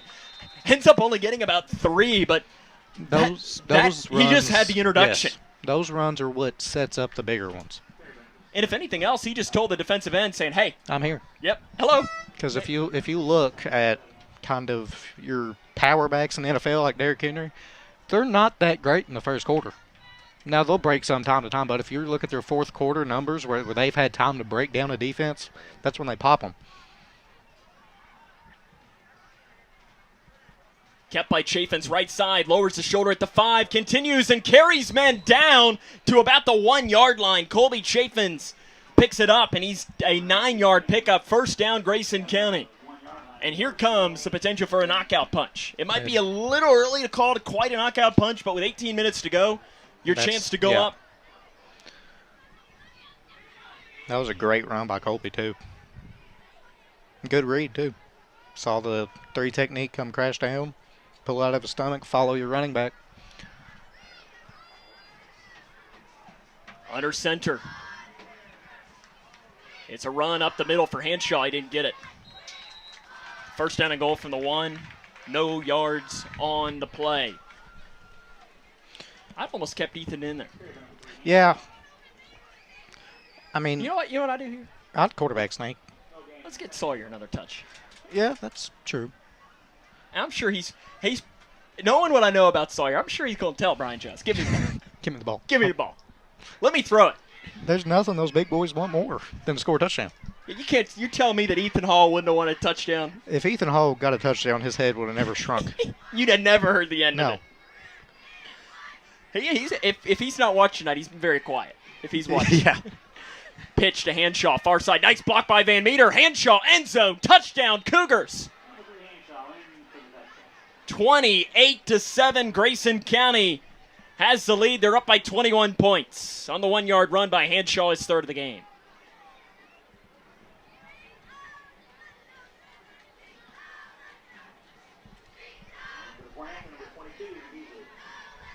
Beasley on to attempt the extra point. He is 2 of 2 today, looking to make it 3 of 3. And again, that's another offside. Yep. Bullitt Central's had a lot of those today. And on an extra point, what are you doing? I don't know. You're just surrendering another 2 points almost. Especially because because now there's no risk because you're already up 21. Yeah, why not? Go for 30. Exactly. Because in that situation, you're getting a lot. You're almost 2 touchdowns gives you the running clock.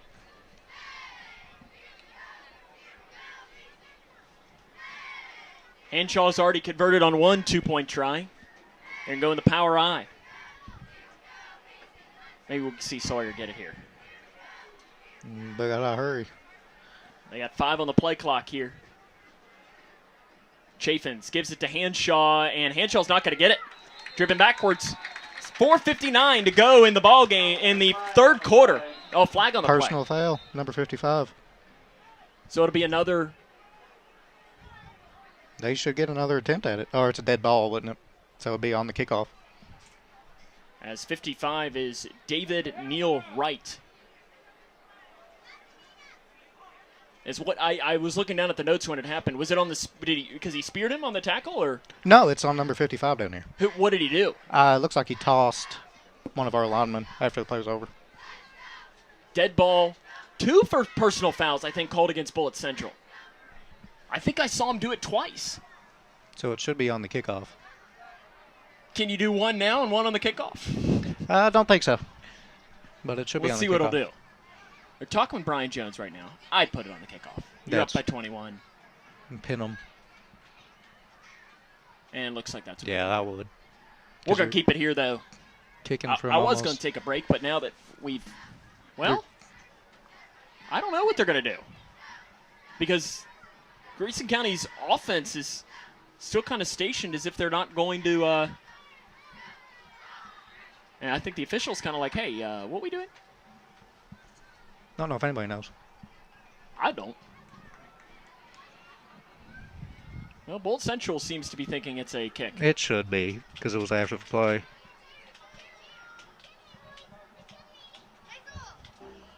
Because it was a dead ball. That is going to be it. It's not like it was if it was a late hit or something like that, then it would be with the play, but it was a dead ball personal foul. Appreciate everyone for tuning in tonight, though. No, we had a bunch. We had a comment earlier. Someone's watching the game in Hawaii today. I was going to give you a Wade Gibson. You poor soul. You're having to watch the game in Hawaii. Nakai Elmore locked in as well. Give her a shout out. She did a great job making my lunch today, so I give her a shout out for that. And listen, any time that we do that, I know. And Jack Ventress writes in, and he has the very hot take tonight, Kaler, of guaranteeing the Cougars are going to win this game. That is a hot take. Because I think that's pretty safe to say that the Cougars. I agree. Hey, Cougars will win tonight, and right now it's looking pretty good. If you're the Grayson County if Cougars. you're not, I would go for an onside kick. You want the kill right away. Yeah. Plus, it's a lot harder for a kicker to pin this because Lane's leg's bigger than 45. But if you're going to kick it deep, you kind of hope it dies kind of around that inside the red zone. Let's see what the kick will be. It's going to be kicked from the 45-yard line with 4:59 to go here in this third quarter of play. He's just going to set it into the end zone, and it was almost all the way out of the end zone. And you're fine with that. 20-yard line. I think it's probably the worst field position they've had all game.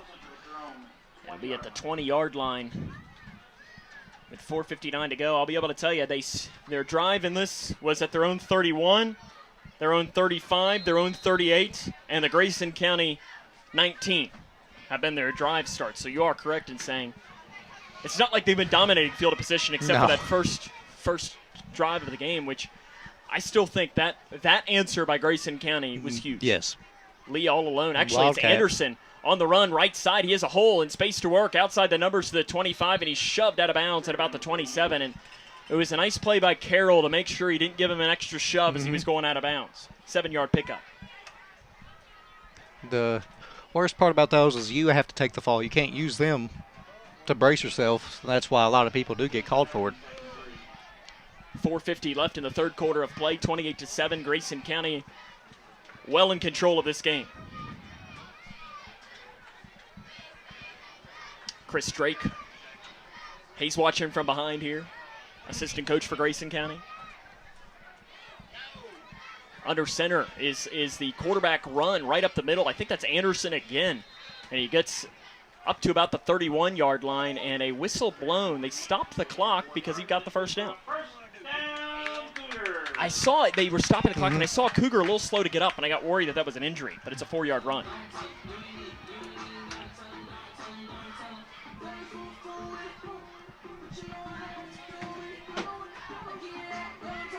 First down and 10 for Bullitt Central, 4.5 to go, and they're really in no hurry. Down 21. Yeah, Definitely should be. You got 16, actually. 21. Yeah, 20. Let's see. You're down 21. You got 16 minutes left. So you got to be going. Yeah, and I mean, you're down 3 scores, too. Pitch down into the near side. Run. Nice hit. Big hit. Right at the line of scrimmage and driven backwards on the run. I think that was side bottom that ran it. And was it Hoobrey that came down to make the tackle? That was either Conrad or Ethan. One of the linebackers came One in of to the make the tackle, linebackers and they're flew. being very generous to give him 1 yard to the 32. Regardless, what a tackle. That's one of the best. This is probably the best 2 linebackers I've seen in a while that are just going to fly downhill and hit you. And the last time I've seen that was probably Zach Bratcher and Mason. And those are 2 good ones. 3.5 lead a pass. He's back into the game. Rolls to scramble, and he's sacked from behind. The big man eats. Sawyer Drake with the sack for Grayson County. And it's dropped to the play.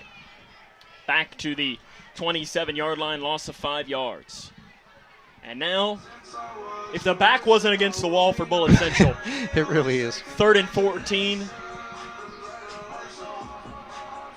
And they're wanting to wish the offense congratulations here, too. I don't know why. If you can convert it, yeah. But trips to the right side. Pistol formation, 3rd and 14 for Bullitt Central. Pitch to the far side of the field. Side bottom looking to pass. He is going to throw it, and it is incomplete. Well short, intended for Michael Anderson. And now it's 4th down and long, and I think you got a punt. Yeah, I mean, you don't want this game to get uglier. I mean, you're 4th and 13. Your offense is stagnant right now. I think you got to. Yeah. You might not want to, but you got to.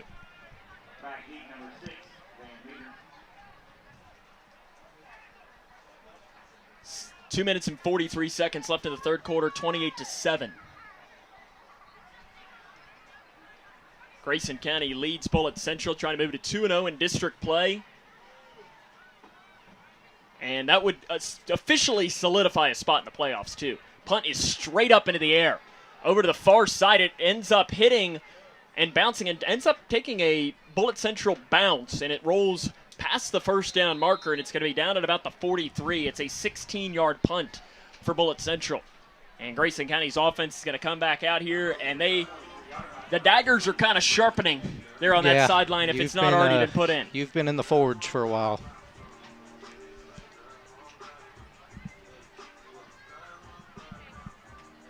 Grayson County 2-0 all-time against Bullitt Central. Trying to make it 3-0 here. But more importantly on that, the game, those games don't matter. The one that matters right now is trying to move to 2-0 in district play. And that's maybe the first time that's happened in 3 years? Since 2020. Screen pass far side, complete, turning to the near side to the 40, to the 35. Still moving, and that is a high tackle. No penalty flag comes in down to the 29. I've never seen anybody get their head pulled like that and it not been Grayson called. Chaffins is getting up looking like, do you... My neck doesn't move that way. My helmet should not be looking backwards. 14-yard pickup, though, for Grayson Chaffins. And Grayson has had another great game. Yes. I mean, these screen passes have just been phenomenal. He might be, after the game, we give away our Sheriff Norman Chaffins Player of the Game. He's in the conversation right now. There's a few. Very timely catches. Handoff, Hanshaw, left side, bounced it outside at the 25, breaks through one tackle to the 20, carrying a man with him down inside the 15-yard line, down to about the 13, 16 yards on the run for the freshman Hanshaw. Minute 45 left here in this 3rd quarter of play. It is 28-7 Grayson County, and that knockout punch is starting to warm up. The jabs have been hit. The body shots have been hit. Now it's time for the uppercut. Who will deliver it? Hanshaw's already had 3 of them. It's a lot of uppercuts. And an interception, so you could almost say 4. They're going to give it to Hanshaw down to the 10, and a penalty flag comes in, thrown from behind. That was which really far behind. Be a hold, and it is. Thrown maybe on Woosley on the right side of the line. just from where the official threw it. I'm not entirely sure. It'll move it back. But really, I mean, that clock should move on this. And it should. If he stayed in bounds, that's the big thing. And honestly, that's the best thing. I mean, the clock continuing to roll. It doesn't. RPI, starts to come into play a little bit for Grayson County and margin of victory means nothing. No. In RPI. So if Bullitt Central comes back to win this or to make this game close and it's a 1-point game and Grayson County comes away 28-27, it means the same as if Grayson County wins this game 75-7. Yeah, I mean, it only matters in the stat book. Is what I'm it saying. only matters if there's a tie in the district. But if you win out, there's and even the tie goes to RPI. Exactly, and it should go to head-to-head matchups. And at that point, Grayson County is already on their way to knocking two of them out. And we're going to have a timeout on the far side taken by Brian Jones. Yeah, that's not going to be a fun huddle. Have you been in more of those before? A little more than one. I'm sure he's telling them that he hopes they have a nice day. Yeah. And he is giving them maybe a nice high five and saying that they aren't going to have to run on Monday and practice at all. I'm sure that's what he's saying. No, that's definitely not it. Oh, it's like I say his name, and Ethan Hall immediately pops into our comment section. Riff selling. It's, what is he saying here? He's been at a fall festival. I'm pretty short myself. Yeah, he says that he's going to let them run the ball, but they wanted the other team to have a chance of tackling him. Oh, man. As Grayson County has a 28-7 lead. I'm trying to see if I can't find the North Bullitt Moore game. And I'm not sure I'll be lucky enough to. Or no, sorry, North Bullitt Seneca. Thank you. Moore is playing Lafayette tonight. Oh. Who has been down. Really? Correct. First and long for Grayson County. Nice read. Kept by Chaffins, near side to the 20. Bounced it outside the numbers, inside the 15, inside the 10, inside the 5. Goes towards the goal line. Touchdown, Grayson County. Oh, they're going to say he's out at the 1? No, they're going to say it was a hold. Hold. Oh, man. And I think it's John Jaden Kinney. Yeah. He's trying to plead his case. That's tough on those receivers when a play is designed to go inside and your runner bounces out because of just out of nowhere. Your corner tries to disengage to the outside, and human instinct is to not let go. And that was a great run by Colby, too. And help with the hold, but every run looks good when there's a hold. Does help. But, there's holding on every play. You can ask Ethan. But Ethan will probably say he never held. No. He's an elite center. Yeah, he never held once. First down and a country mile for Grayson County. It says 30. Screen? Maybe. Draw. Carroll shifting in motion. Look like they are going to set up the screen. Chaffin steps up. Ball's out. Ball comes out. Bullitt Central got it. Chaffins was blown up from behind. Coming around the edge was Nolan Hunt, and that's going to give Bullitt Central the ball back. And Colby has to know in that situation, ball's the most important thing, but that's probably the first time that's happened to him. The screen wasn't there, and he doesn't have practice at that. He has to just immediately get it out, throw it at the receiver's feet. But that's a learning curve thing. And I'm just glad off that hit that he's fine. Yeah, because those do not feel good. No. Because he was sandwiched. Yeah, I mean. Behind two big old boys. Especially when you get hit one way, get hit on that way, and then you just get ricocheted back. Your back doesn't like it. First and 10. Lee to pass. Dumps it off, complete to Anderson, breaks a tackle behind the line of scrimmage. He's outside the numbers, and he's dropped at about the 39-yard line. That's about a 5-yard pickup. I didn't believe I'd ever see anybody duck under Jaron. It's hard. Yeah, I didn't think I'd ever see that, but I just did. And I don't know what to feel or say about it. And it's where Jaron's not a guy that misses a lot of tackles either. No, you have to be fairly quick to make him miss.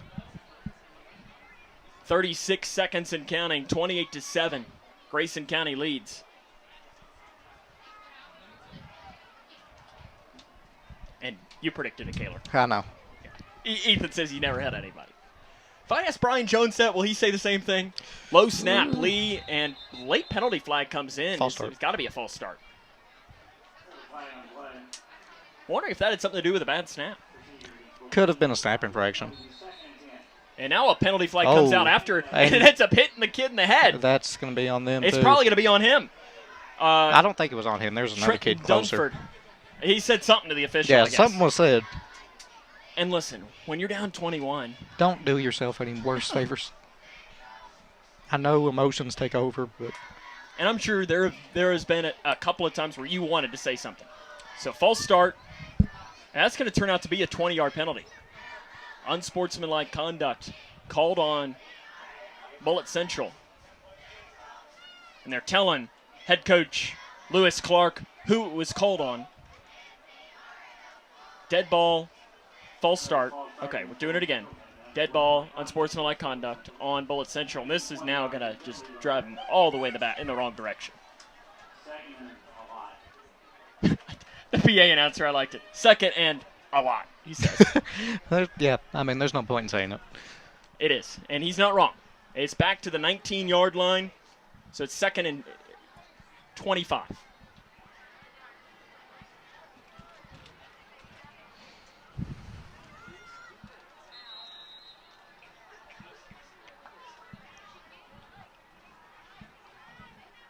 In the pistol formation. Good job. Going down here to the near side. Anderson looking to pass, rolling out to the far side. Breaks away from a tackle from Will Vincent. Now Anderson's looking to run up that far sideline to the 25, to the 30. Braden Mudd has him wrapped up, and somebody comes in high to clean it up. It was Kenton Cornwell. It's a scramble of 11 yards. And it's still 3rd and a mile. That's the best part. And that is the end of the third quarter of play. It's 28-7. Grayson County leads Bullitt Central. This is Cougar football on K105. For the more than 1 million people living with Parkinson's disease, the Parkinson's Foundation celebrates movement now he's going off. A movement toward life-saving Eli, make sure resources. that ball is always movement in the toward center of the screen. advancing research and care. Movement toward a better life. We care. We fight. We move to beat Parkinson's. Move with us at movingdaywalk.org. The doctor said I had a 29% chance to find a blood stem cell donor. But I knew you were out there. And when we matched, it was the best day ever. Dear donor, your blood stem cells saved me from leukemia. Thank you forever and ever and ever. Experience the true joy of saving a life at BeTheMatch.org. 28-7, Grayson County leads as we start this fourth quarter of play, and now they've ruined my night, Kaler, and playing Florida-Georgia Line. Well, I was having a good night, too. I'll accept any music as long as we're winning. Yeah, but can we not have bro country? That's not even real country. That's my thing. If you're going to play country, play real country. Can we just play anything but that country? Just anything. I'd listen to silence over that. 3rd and 15. 14, rather. Start of the fourth quarter of play. I was going to get there at some point. I've watched the seams again. They've hit us on those a couple times. Haven't since the first half, though, Yeah. but haven't really gone to it. Uh-oh. It's a bad snap. Lee picks it up on the bounce, gives it to Anderson at the 30-yard line, and Anderson's drug out low at about the 34. I tell you what, great play by A.J. Yeah. Lee. And here's the thing. This probably won't surprise you after that play. A.J. Lee, really good basketball player. And Yeah, you can tell. And because he almost dribbled the ball. Mm-hmm. You can tell, especially in those kind of where the ball takes a weird bounce, who hasn't played other sports. Like, if a ball did that to me, I probably would have looked like an infielder who's never played a lick of baseball before. Because I haven't, but. 4th down and 10. 11:18 to play here in this ball game and counting. This is the game. I think it's safe to say you don't convert this. It's over. It's over. 2 wide receivers on each side. A wide receiver curls around to the far side. Lee looking to pass far side. He's going to throw it up the far sideline, and it is incomplete. And honestly, that's not the worst thing. You're Grayson fine with that. Chafin's had a shot at the interception, but now you're going to get the ball about 25 yards further down the field. You're fine. Grayson wanted the pick, but It's probably better he didn't catch it. And I'm sure his dad is Yeah, it's thinking better as for well. his dad's wallet, too. Because his dad has already shelled out $50. His dad might thank him for that. It is a turnover on down. Grayson County going to get the football at the 35-yard line of Bullitt Central. We'll have a chance to just run this clock out and get out of here 2-0 in district play.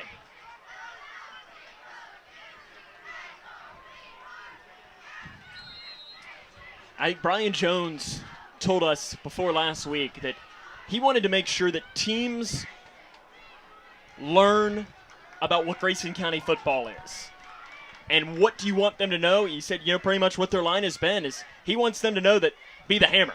Yeah. Hanshaw, run right side. He crosses the 35-yard line and gets down to about the 32 or 33 on the run, about a 3-yard pickup. And I think Grayson County's been the hammer. They have the past 3 weeks. See here, Kaler. I looked down at my watch really quick. Assistant Superintendent Adam Cox is writing in saying that the Cox family is a big fan of Florida Georgia Line. I don't know how many people agree with that. Said the girls are big fans, and he says he even likes it a little bit. A little bit. That's the key. You say that to make everybody in the house happy. I understand it. Listen, I'm allowed to say what I want. I'm not a Florida Georgia Line guy. Let's play some Hell's Bells. That was great early. Yep. Give me that all game. 2nd and 8, setting up the screen. Chafin's hit as he throws. It's complete to Hanshaw. Runs into his blocker. He's across the 25-yard line. Gets down to about the 22. And I like that Chafin's, after the play, was hit by Nolan Hunt, and they kind of patted each other on the back as if to say, like, good hit, good play, we're all good. A great play by Colby. It was. And a great play by Caden, too. It was designed to do that. You're designed to get hit on those, and Colby has to know that and still deliver a great pass. 10-yard pickup. I can tell you as a quarterback, even though that doesn't look hard, that is much harder than most passes down the field. 1st and 10 for Grayson County as they get ready to enter the red zone again today. Place to the 22. And penalty flag, it's going to blow dead. Near side is thrown. It is offside. We've had a lot of offsides in this game. See, I wish they'd just let that play go. Free play, Yeah. I think they do it more on pass plays than run plays, but I'm sure you as a quarterback, too, there's nothing better than a free play. No, even if it is a run play, I don't care. That way, if it's bad, we're like, okay, don't do that again. Be like, I meant for it to be bad. It was a free play. It was a fake. Fake good play. 9:18 and counting left in this ball game. Grayson County on top 28-7 against Bullitt Central. Been well in control of this game since it was tied at 7-7.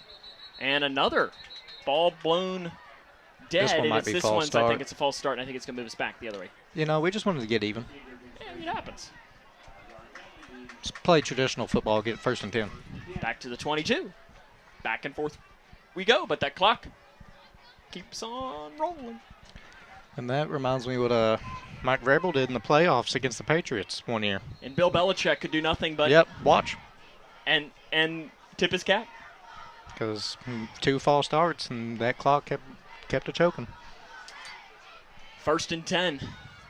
Chafin's under center, offset I formation. Hanshaw deep back. It is given to Hanshaw. He's crossed the 20-yard line, and he gets down to about where that. And a couple of players hit the deck after the play. And I always like it. Both players pop up, both hands in the air, say, nope, wasn't me. Wasn't me. And I think it was Sawyer Drake for Grayson County that was in it. And he kind of went up and patted him on the side as if to say, yeah, no, we're good. We're just playing. They're not really good, but you have to make the officials think so. Oh, yeah. Down to about the 18-yard line. Bring up 2nd down and 6. Pretty much it was where the play was going to be after the offside. And again, that clock continues to roll. Grayson County looks to be on their way to a 5-1 start and a 2-0 start in Class 5A District 4. Kept by Chafin's left side run. Gets down to about the 16-yard line. His helmet comes off. He's asking for a face mask. As he popped off, his helmet came up, and he's now going to have to leave the field for a play. He's trying to plead his case to the official that... Yeah, helmets just don't pop off. That's one thing as an official I've never understood, why you don't call because he only gets 1 yard, too. Officials, like, you have to know as an official, if you did play the sport, your helmet just doesn't magically come off. So it'll be Jaron Van Meter that'll come in for his second snap of the game at quarterback. His last time, a touchdown. Yep. That's a pretty good percentage for a quarterback. Yeah, I mean, I'd say throw it here. He can. I don't like anybody that we play. I'm probably not going to have very good relations as a coach, but that's okay. I'm here to win. Did you expect to have good relationships? No. Van Meter, and now we're going to have a timeout. Or is it a delay game? Delay game, and because it's a delay game, I think Colby can come back in now. He should be able to. Or they might just have him stay out and run it. Not risk him getting hurt. 3rd and 10. But I think you're in field goal range here. You're looking at a 40-yard field goal. I was thinking the same thing. If anything else. Let him try it. Yeah. You never know. You can't return them on block kicks. You never know when you might need that. Yeah. Let him get a look at it. Van Meter, high snap, run, right side up the middle, inside the 15, 10, 5, touchdown Cougars! Jaron Van Meter put the daggers out. 22-yard touchdown run, and Grayson County has blown this one open, 34-7, 7:16 to go. Jaron Van Meter is a quarterback this season, 2 snaps, 2 touchdowns. It's a pretty good rate. You might be telling Brian Jones, saying, hey. If you look at the analytics of it. I mean, that's up there if they put Ethan Hall at quarterback numbers. I mean, yeah. Only thing is Ethan would be like, he'd be trying to throw more. Lane Beasley to attempt the extra point. Oh, it's a doink. Hits off the side, and it's no good. 34-7, Grayson County leads, 7:16 to go. It's Cougar football on K105.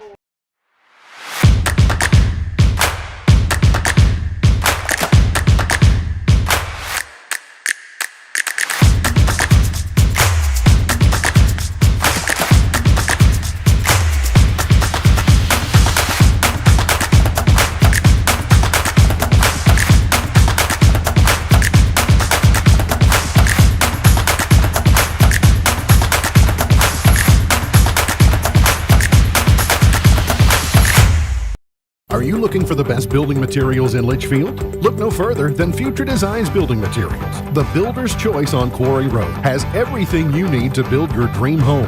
Jim writes, I'm so glad I came to Future Designs for my new roof. The staff was so helpful and knowledgeable, and they made sure I got the right materials for my needs. Thanks, Jim. Future Designs is more than just a building materials store. Future Designs Building Materials on Quarry Road in Litchfield. FDBM.net. Building on experience. Grayson County has the 34-7 advantage with 7:16 to go. After the play was over, there was a personal foul called on Bullitt Central. And Grayson County is going to get another great kickoff opportunity. I'm good onside it. I think Brian Jones at least wants to say somewhat friendly with these coaches. I mean, you've had 2 personal fouls on us. Might as well. I mean, if your guys are going to play dirty, we'll play clean, but it'll be dirty at the same time. 7:16 to go in the ball game. We'll give you a reason to commit personal fouls. I like getting in other people's heads up. 34-7, 7:16 to go. Brian Jones making sure to take his time on this. I think he was kind of subbing some people out. And I like that.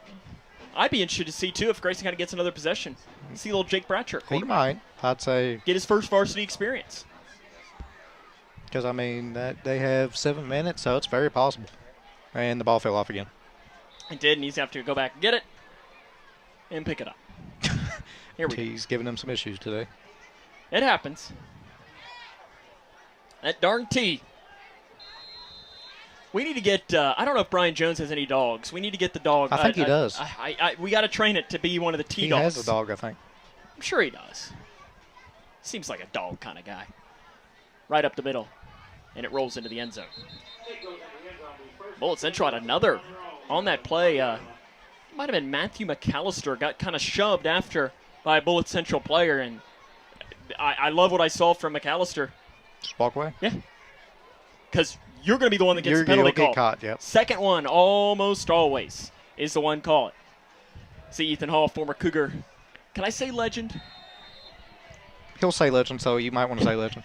7:16 to go here in this game. He writes in, he said he'd go 50 of 50 passing, 784 yards, and 21 touchdowns if he'd start a game at quarterback. And that's give or take, so it could be a little up or down. I think, what, a little higher? I'm actually going for 1,000.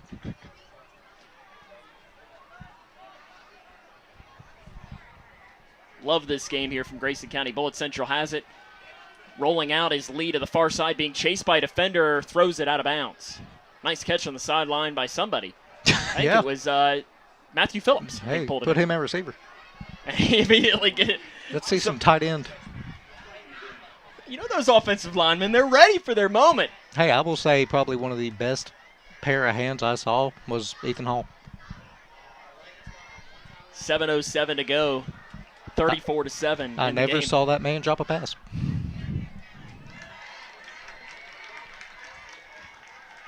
(34-7). Grayson County has the lead against Bullitt Central.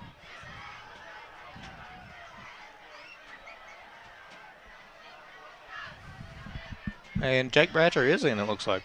He's a. And I do see here, Brian Jones's mother-in-law writes in, says he has 3 dogs. So that answers our question. Rolling out to the far side of the field is Lee, and he is going to run up the sideline. He ends up getting through underneath. Yeah, I was about to say that's a lot farther back than he looked. I thought he was maybe a 1-yard gain, and ends up scurrying up to a pickup of about 4 yards to the 24.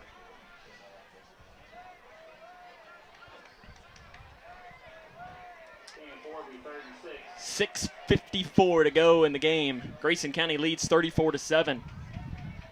This is a statement. Yeah. And I think you better believe North Bullitt, who only came away here with a 3-point win last week, and again, we touched on it, you do kind of throw some stuff out because that is their Grayson County, yes. Edmonson County. And in a lot of that, you throw everything out the window. It's always close. Correct. But you better believe North Bullitt, when they see this score, are going to go, oh. Oh. Lee to pass. Throwing. Completes. And he's still on his feet to the 35, and he's going to break through down at about the 40. That'll be enough for a first down. Jaron Van Meter, he does have just a little bit of a limp. 16-yard pickup, though. And that's one of those things that happens during a game. Both sides of the ball, your body's starting to, it's going to feel it a little bit. Will Vincent is also into the game there as a nose guard. 6:20 and counting to play in the game, 34-7. Grayson County leads. Trips left side, that's where Lee's going to roll. He's going to throw off into the flat, pass complete. Jaron Van Meter hits, and Mason Carroll cleans it up. So gets to the 47-yard line. 7-yard pickup, though, on the pass from A.J. Lee. Face mask, probably. And it is a penalty flag.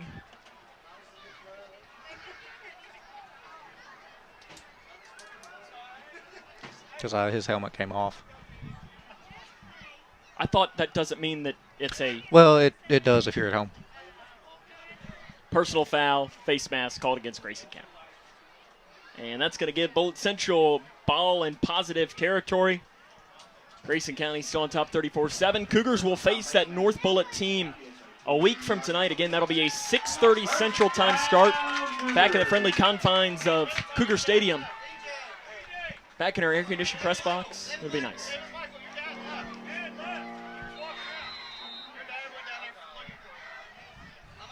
The ball will move to the 39-yard line. 1st and 10 for Bullitt Central. Lee to pass. Steps up, going to scramble, and he's wrapped up. Great play and contain on that far side after a pickup of 2 yards. It's a good job by Braden Mudd falling off. Yeah, Braden Mudd. Nice play. Down to the 37-yard line. I tell you what, Braden Mudd, he's had a really good season. Yes. I think that he has done his job as kind of that edge. He's built like an edge rusher, and he's had a quiet, good season. Yes, and he kind of gets overshadowed by Sawyer, and Weston and Matthew and that front as a whole. Then the linebackers have played great behind him too. But he has done a very good job making sure that edge stays sealed, and he's kind of been that more athletic edge rusher. 2nd and 8. 2-back set for Bullitt Central. Handoff side bottom, left side. He tries to bounce it outside. He does get to. Couldn't quite get the edge, but does pick up a couple of yards up that far side, getting to about the 32-yard line, about a 5-yard pickup. But that North Bullitt game next week, 6:30. Here's the thing. If you're sitting at home watching, Taylor, I know I can speak for you in saying this, go out and support the team next week. Yeah.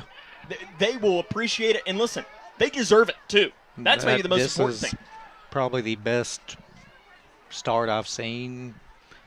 I mean, the 2020 season when you played, you are rolling. Yeah. But, I mean, this is as good of a Cougar football team as we've had in a couple of years. I mean, it's right up there probably with 18. Lee rolls out to the near side. He's being chased by a defender, tries to keep going, and he's just going to have to throw it away. Great defense there by Grayson County as Hubry and Drake were chasing after. What also has to make Coach Jones feel really good is right now this is a lot of year twos in there. Camden Cornwell, looks like Hubry, Jake's in there, Tristan Brooks, Will Vincent. Those are all backups. I'll tell you what, you look at Tristan Brooks. He's a guy you just look at and you're like, he's a football player. Yeah. He's a big kid. I'm looking at him, seeing what they have him listed. 6'4", 290, I believe it. Yeah, I believe big dude. 4th down and about 3 or 4 coming up here for Bullitt Central. They trail 34-7 against Grayson County. 2 wide receivers on each side, a running back to the right. To pass, throwing over the middle, up the seam, in and out of the hands of side bottom. And Grayson County's going to take over. League took a hit from Braden Mudd. And Grayson County's going to get the football back, turnover on downs. Yeah, I got lucky there. That's probably 6. It's a good ball. Yeah, I mean, that was perfect. See, I like Lee as a quarterback. You can tell that, as a true freshman, he's going to be really good. Yes. I mean, he's making some true freshman mistakes, but it's to be expected. The only one I've really seen was, the pick and then that fumble. Yeah, the fumble was a big mistake. Mm-hmm. But it's something you expect from somebody who has played. Because I don't believe he started the first game of the season. Okay. So I believe he's, and even if he did, he's in his 6th career game and he's 14 or 15 years old. Like, what do you expect? Yeah. Does look like Jake Bratcher into the game at quarterback here for Grayson County. Run near side for Mudd. He's to the 35, to the 40. He just carries tacklers with him near that first down marker. It's good to see Jake Bratcher in the game at quarterback. Taylor, what do you see from Jake? Very talented arm and very mobile too. He could very well be. He's a shorter guy, but he reminds me of a lot of kind of a taller Hunter Felty, where his arm is kind of his best trait. Because, the kid can effortlessly throw it 40 yards like it's nothing. But I think he's, and correct me if I'm wrong, he's still learning that arm. Yes, he has to learn when to use it, and how to use it. Yes, because as a kid with a strong arm, you just want to let that thing fly every time. Offset I formation, 3.5 to go in the game. This is smart here. He's checking the play clock. Handoff, Mudd, big hole. Nice job by the backup offensive line there as Mudd ends up carrying it up for about 3 yards up to the 45-yard line, but I liked the hole he had. Yeah, this backup line is first 2 plays so far has looked good. Yeah, you've had, 23 yards on 2 plays. You've got pretty much all backups in. Mason Carroll and Grayson Chaffins are in, and Kenton Cornwell. He's a starter. He'll get subbed in and out. But I think primarily that is if there is one weakness on this Cougar team, it's probably depth at wide receiver. Yeah, especially with Shane being Shane out. Hall having the injury. And Shane, I'm sure you're watching today, and give you a huge shout-out. We look forward to seeing you on the sideline very soon. He tried to come this week. I believe it. Yep. That's a football player. I'm sure he's watching, though, right now. And Shane, we is. want to make sure we give you a shout-out today and hope your recovery goes well. Bratcher to pass. I like it. He pump fakes. Now he's looking to scramble. As he comes, he crosses the 45 to the 50, and he's running through up to about the 45. And I like what he did there. He knew exactly where the first down marker was and kind of slowed down as he carries it down to the 44. That's what I'm talking about. His mobility is very underrated. This is it's a weird thing to see somebody with that talented of an arm be able to move like that. And I'd be very happy if we do get to see the second team score. Grayson County leads 34-7 here in this game. Be interested seeing how aggressive Brian Jones will be. I think he kind of wants to see what this offense his future is capable of. Handoff Mudd to the 40-yard line, bounces towards the middle, down to the 35. A nice run there by Ethan Mudd. Pick up of about 9 yards near that first down marker. Minute 38 to go. Looks like a couple of more subs in. Looks like Matthew McAllister. Okay, so the receivers are coming out now. Grayson Chaffins and Mason Stephen Carroll are coming Lee out. Replaced Grayson, I think. Stephen Lee in the scrimmage against Hopkins County Central had a run of about 80 yards, and I don't think he was touched. He's shifty. He's quick. Ethan Mudd also is going to come out. I think we might see him spread it out here. Mudd's out. Yeah. Cornwell in the backfield. Looks like you got Braden Robinson. Braden Robinson, one of the young kids, into the game. Robinson, the sophomore. And Robinson on the run, or a run back inside the 30-yard line, down to about the 20. He just carried tacklers with him. Got to run another play, but I think you get this point. Down to the 23. You have can to take run a knee, one more play. But you can't get into the. You can't get in. Or I guess they are in the red zone, so this would count against your red zone percentage here. But you can take a knee, but what I would do is run a little red zone offense. You don't actually have to run another play, so I don't think we will. I think Grayson County is going to win this football game by a final tally of 34-7. Grayson County is now 5-1 on the season. 2-0 in district play. Caden Hanshaw, 3 touchdowns. Jaron Van Meter, 2 touchdowns. It was not necessarily the greatest start in the world. No. But a great finish for Grayson County. That's 000 on the scoreboard. Big win tonight for the Cougs. We'll come back, jump into more after this. Again, your final score, 34-7. Grayson County defeats Bullitt Central. This is Cougar football on K105. Look around your home, and there's probably something that was made right here in Litchfield. Leggett & Platt is a worldwide corporation making a wide range of products, including sofa sleeper and reclining hardware assemblies here at home. A portion of your Ashley, Lazy Boy, or England furniture might have been made by one of your neighbors. Join the Leggett & Platt team today. We're a one-shift operation with competitive wages. Our motto is, we work hard so you can rest easy. Leggett & Platt is an equal opportunity, affirmative action, veteran and disability employer. For the more than 1 million people living with Parkinson's disease, the Parkinson's Foundation celebrates movement at Moving Day.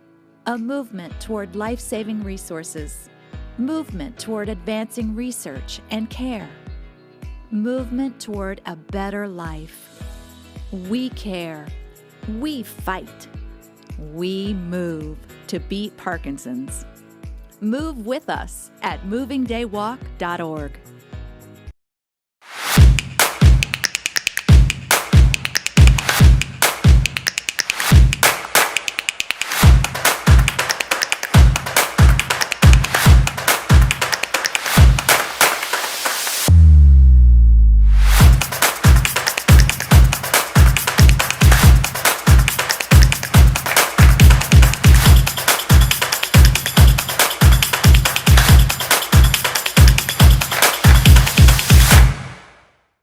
Does the nagging pain of a sore knee, shoulder, or hip keep you from doing the things you love? Lose the pain and get back in the game with the help of Owensboro Health Orthopedics and Sports Medicine. Located at Twin Lakes Medical Center, Dr. Isaac Miller and Dr. Ted Rogers are your local experts for hip, knee, and shoulder problems, from minor sprains to advanced procedures. Learn more and schedule online at owensborohealth.org/ortho.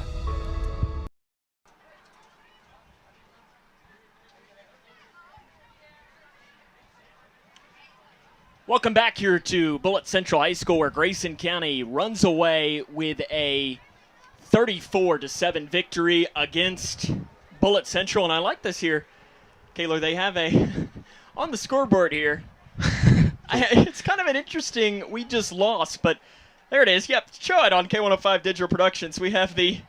That's all, folks. Well, I guess if you win or lose, you can still have a good time about it. Yeah.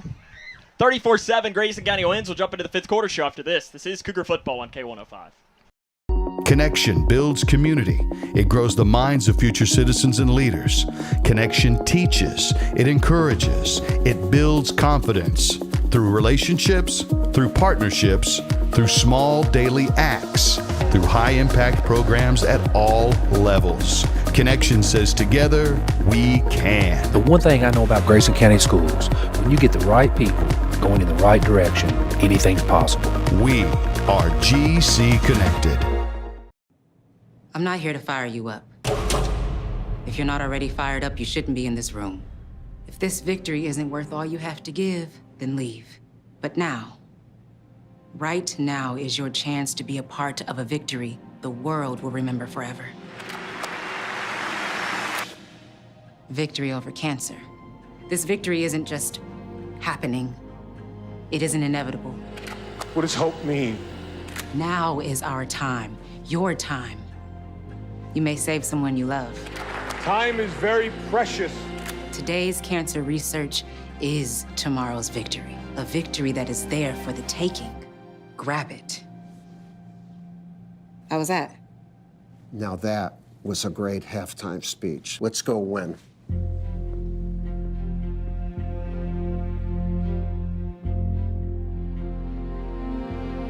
Don't give up. Don't ever give up. Are you ready to help your family get prepared for the unexpected? Here we go! Ladybug and Cat Noir know how important it is to be ready, because you never know when Hawkmoth is going to strike or a disaster will hit. And you don't need miraculous powers. Just put those planning skills you already have to good use. Make a plan that will help you and your family be ready when emergencies happen. Ready Kids can help. Get started at ready.gov/kids. The governor has declared a state of emergency, and evacuation is now underway as the storm approaches. The National Weather Service has issued a warning as it monitors this storm. Includes the following counties therefore should seek.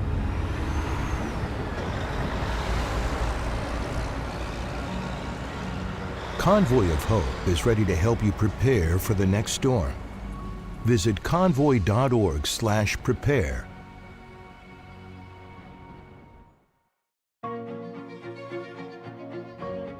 Here's a simple truth about higher education. If pursuing your purpose, doing what you really care about matters. If having a rewarding career matters. If a better financial future for you and your family matters. Then higher education matters. A brighter future is within your reach. Find out how at kyhigheredmatters.org. Brought to you by this station and the Kentucky Broadcasters Association. Are you looking for the best building materials in Litchfield? Look no further than Future Designs Building Materials. The builder's choice on Quarry Road has everything you need to build your dream home.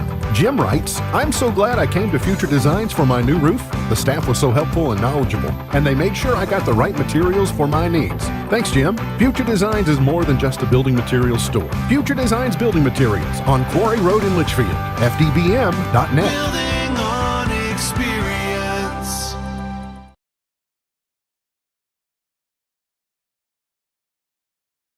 When I found out my son was addicted to opiates, I didn't know where to turn. Now I know there's help, and you can call, whether you're a family member, a sibling, or the person with the addiction. And the number is 1-833-8-KY-HELP. Call for the resources. They're going to help you with compassion and care and the knowledge of what's available to get you the help you need. Welcome back here to Bullitt Central High School, where the Grayson County Cougars have defeated the Bullitt Central Cougars by a final tally of 34-7. Sam Gormley and Kaylor Decker back here with you. Kaylor, luckily we get to wait a little bit for when Coach Jones is going to make his way up here, because we might need to have the oxygen tank ready for him, because it is Mount Everest up here. Yeah, it is the only press box that is tall. I think it's not quite as tall. I think I counted 63 steps up, Muhlenberg County. I think it's about 58. So I think we're quite just a little bit higher on this one. Not that anybody listening cares about the amount of steps that we have to claim, but you know what? When Grayson County wins the game, they get to pick up the win, and that's and celebrate, and they get to do whatever they want. as Coach Jones is still talking. But, Kaylor, I think this game here as a whole, we're looking to and have not seen an update from North Bullitt Seneca to see who's winning that game. But I think this is the biggest thing that the takeaway for me is that we've seen pretty much every game this year for Grayson County. They have been good, but there's still things that are like they are getting better every week, and that's the good part. And yet still make mistakes. But I think as a coach, that's frustrating yet inspiring in a way. Yeah, you're like, I know I have more in them. They're not playing to their full potential, but they are getting closer every week, and you'd rather that happen, just because you're going to be your hottest come the playoffs if you keep that trend. And here's the thing, if we're just being honest, and I might have talked about this last week, but getting the number 1 seed obviously means a lot. Yeah. But the difference in that opposing district between 3 and 4 is drastic. Iroquois, I'm not trying to take any shots at them. They're having a tough season. There's no other way to put it than that. And you've got to try and get that number 1 seed, because that, by no means am I saying it's a bye, but it allows for you to build even more confidence going into those playoffs before you have week 2. It's going to be tough. Yeah. It doesn't matter who you're going to be playing. You'll be playing either the 2 seed from the opposing district or the 3 seed from your district. Like, it's going to be tough. And there's no other way to put it. I think Coach Jones just realized, for one, okay, they do have the gate open. Good. I was worried that he wasn't going to have to walk all the way around, but I think he just looked up and realized, oh, my goodness, do I really have to climb up all of those steps? I feel bad. He's making his way. In fact, if you're watching K105 Digital Productions, there he is at the bottom of your screen. He's going to wake up, make his way up. So what we'll do is we'll take a break and talk to the head coach of the Cougars, Brian Jones, after this. Your final score, Grayson County 34, Bullitt Central 7. It's Cougar football on K105. Are you looking for the best building materials in Litchfield? Look no further than Future Designs Building Materials. The builder's choice on Quarry Road has everything you need to build your dream home. Jim writes, I'm so glad I came to Future Designs for my new roof. The staff was so helpful and knowledgeable, and they made sure I got the right materials for my needs. Thanks, Jim. Future Designs is more than just a building materials store. Future Designs Building Materials on Quarry Road in Litchfield. FDBM.net. Building on experience. When I found out my son was addicted to opiates, I didn't know where to turn. Now I know there's help, and you can call, whether you're a family member, a sibling, or the person with the addiction. And the number is 1-833-8-KY-HELP. Call for the resources. They're going to help you with compassion and care and the knowledge of what's available to get you the help you need. No matter what you're up against, we have your back. We are United Way. We are neighbors helping neighbors. In communities around the world, when disaster strikes, we get you back on your feet. We help children build brighter futures. We've been here for over 135 years. But now, our work is more important than ever. Join us. Join your neighbors. Join United Way. Does the nagging pain of a sore knee, shoulder, or hip keep you from doing the things you love? Lose the pain and get back in the game with the help of Owensboro Health Orthopedics and Sports Medicine. Located at Twin Lakes Medical Center, Dr. Isaac Miller and Dr. Ted Rogers are your local experts for hip, knee, and shoulder problems, from minor sprains to advanced procedures. Learn more and schedule online at owensborohealth.org/ortho. Connection builds community. It grows the minds of future citizens and leaders. Connection teaches. It encourages. It builds confidence through relationships, through partnerships. Welcome back here to Bullitt Central High School, where the Grayson County Cougars have picked up a win tonight against the Bullitt Central Cougars by a final tally of 34-7. Sam and Kaylor now joined by head coach Brian Jones. And coach, I don't know what their saying was down there, but your guys are pretty pleased. And Kaylor and I were talking about this as you were walking up. Is during this 4-game winning streak, I feel like you have had so many good things, but yet there's still some things at every game that are like, wow, like, are we still making this mistake? But yet as a coach, that almost has to make you feel better because you're making mistakes and still imposing your will. Yeah, I think the Butler County game was pretty clean and pretty close to error-free. And, you know, I thought the Moore game, you know, I know we had some penalties in the second half, but I think part of that was us being in Louisville. I mean, I hate to say it. I mean, you go a half penalty free and then all of a sudden you can't run a play without a penalty. Just seems odd to me. I watched the film back. I didn't see some of the things they seen. So I still think we played really well there. Tonight, I thought we played sloppy. I think it got chippy, and we let our emotions get the best of us at times, and which had us a little undisciplined. And that's something that we got to control. And listen, I'll be the first one to say, you know, we got 38 guys we brought here tonight. None of them have been in this position. 2-0 in the district, 5-1, with an opportunity of a lifetime. I mean, I really think this group is getting into some uncharted territory, and that's something they're going to have to learn to deal with, is being a top dog where you're getting everybody's best shot. And one thing I will say is this group handles adversity like no other. You know, I think every week this year we have had some sort of adversity.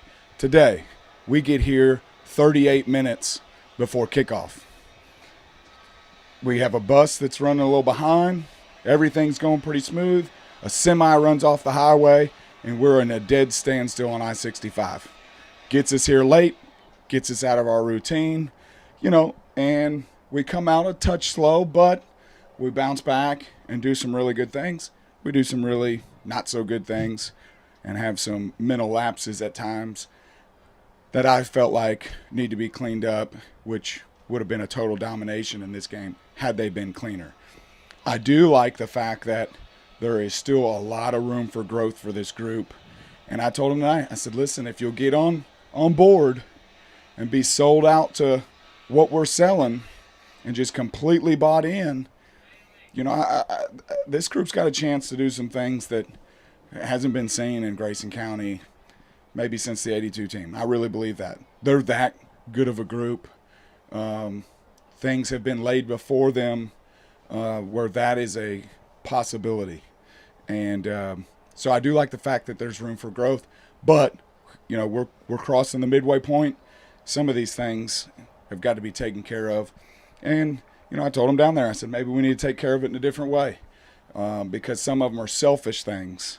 And, you know, and I just told them, I said, we're not going to let selfish penalties or selfish play, not doing what you're coached to do, cost 37 other guys the opportunity of a lifetime. So, you know, maybe we need to incorporate some things that deter that a little bit better. But a win's a win. At times, this group looked really doggone good tonight. And I told them that. I said, you know, when we're on and we're firing on all cylinders, we got 11 guys on the field that are all pulling in the same direction. Man, does it look really, really, really, really, really, really good.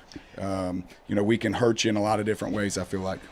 You mentioned those things that are there to improve on. And I think that there have been times since you've been here at Grayson County, not even just a head coach, but as an assistant, or you just look and there are things that you need to improve on that just aren't feasible for a team. But I think you listed a bunch of things that are all feasible for this team and honestly are things that they should do. Yeah. And I think that has to make you even more excited. Yeah, absolutely. You know, it's just going to take a little selflessness. And, you know, there's some positions on the field that take a lot of selflessness.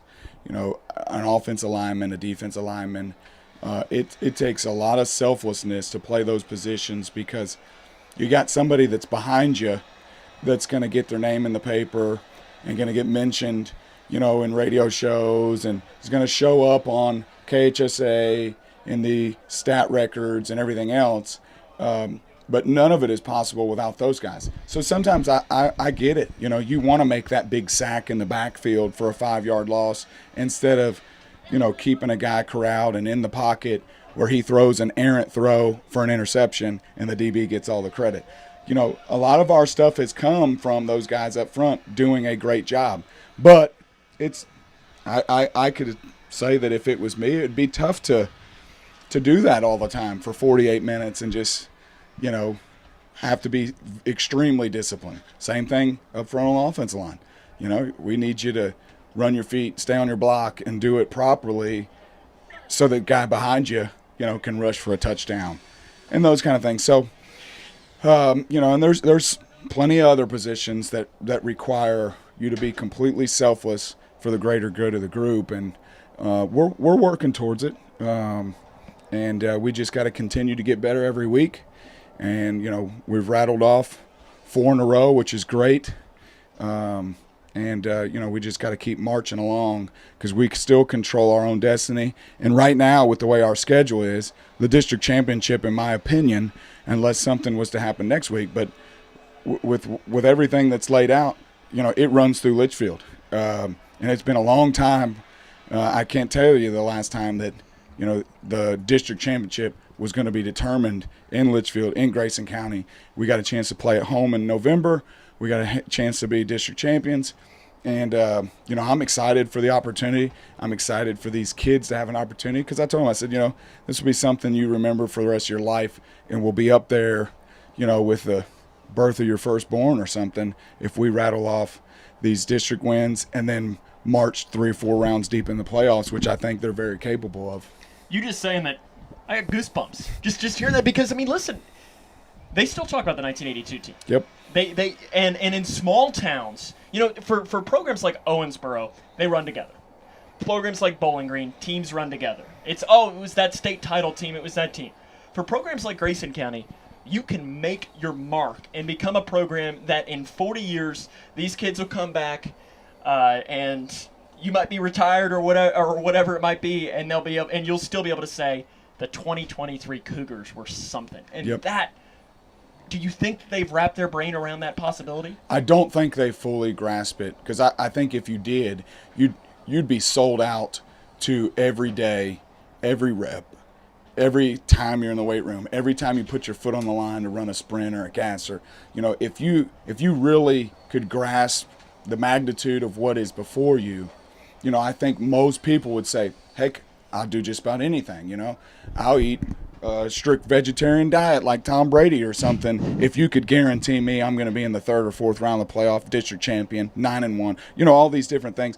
Heck, they'd do just about anything we'd ask them to do. So I don't think they fully grasp it. And I think that's part of being a young adult.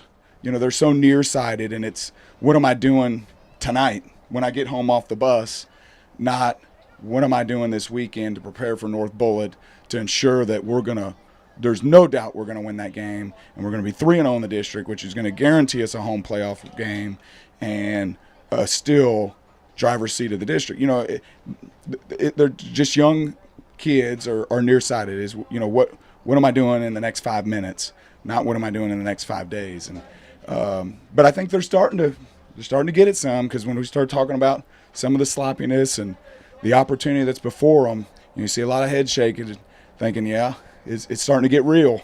And you know, hopefully here in the next 7 days before North Bullitt comes to town, we're in primo position, you know, to handle business next Friday night, going into fall break, which could help us continue to get healthy. You know, I think getting a couple guys back tonight was big for us. If we could get another guy or two back, you know, before we make this run, man, it would be outstanding. But super proud of the guys, and you know, not even at our best, you know, to win by 27, you know, it's pretty nice. I know that there was a certain person that's sitting in this room that said he'd tear his ACL if it meant he could win a state title. I'm not naming any names, but maybe, do you have a question for said person that would tear his ACL to win a state title? And you don't, I mean, you believe it, absolutely. Absolutely.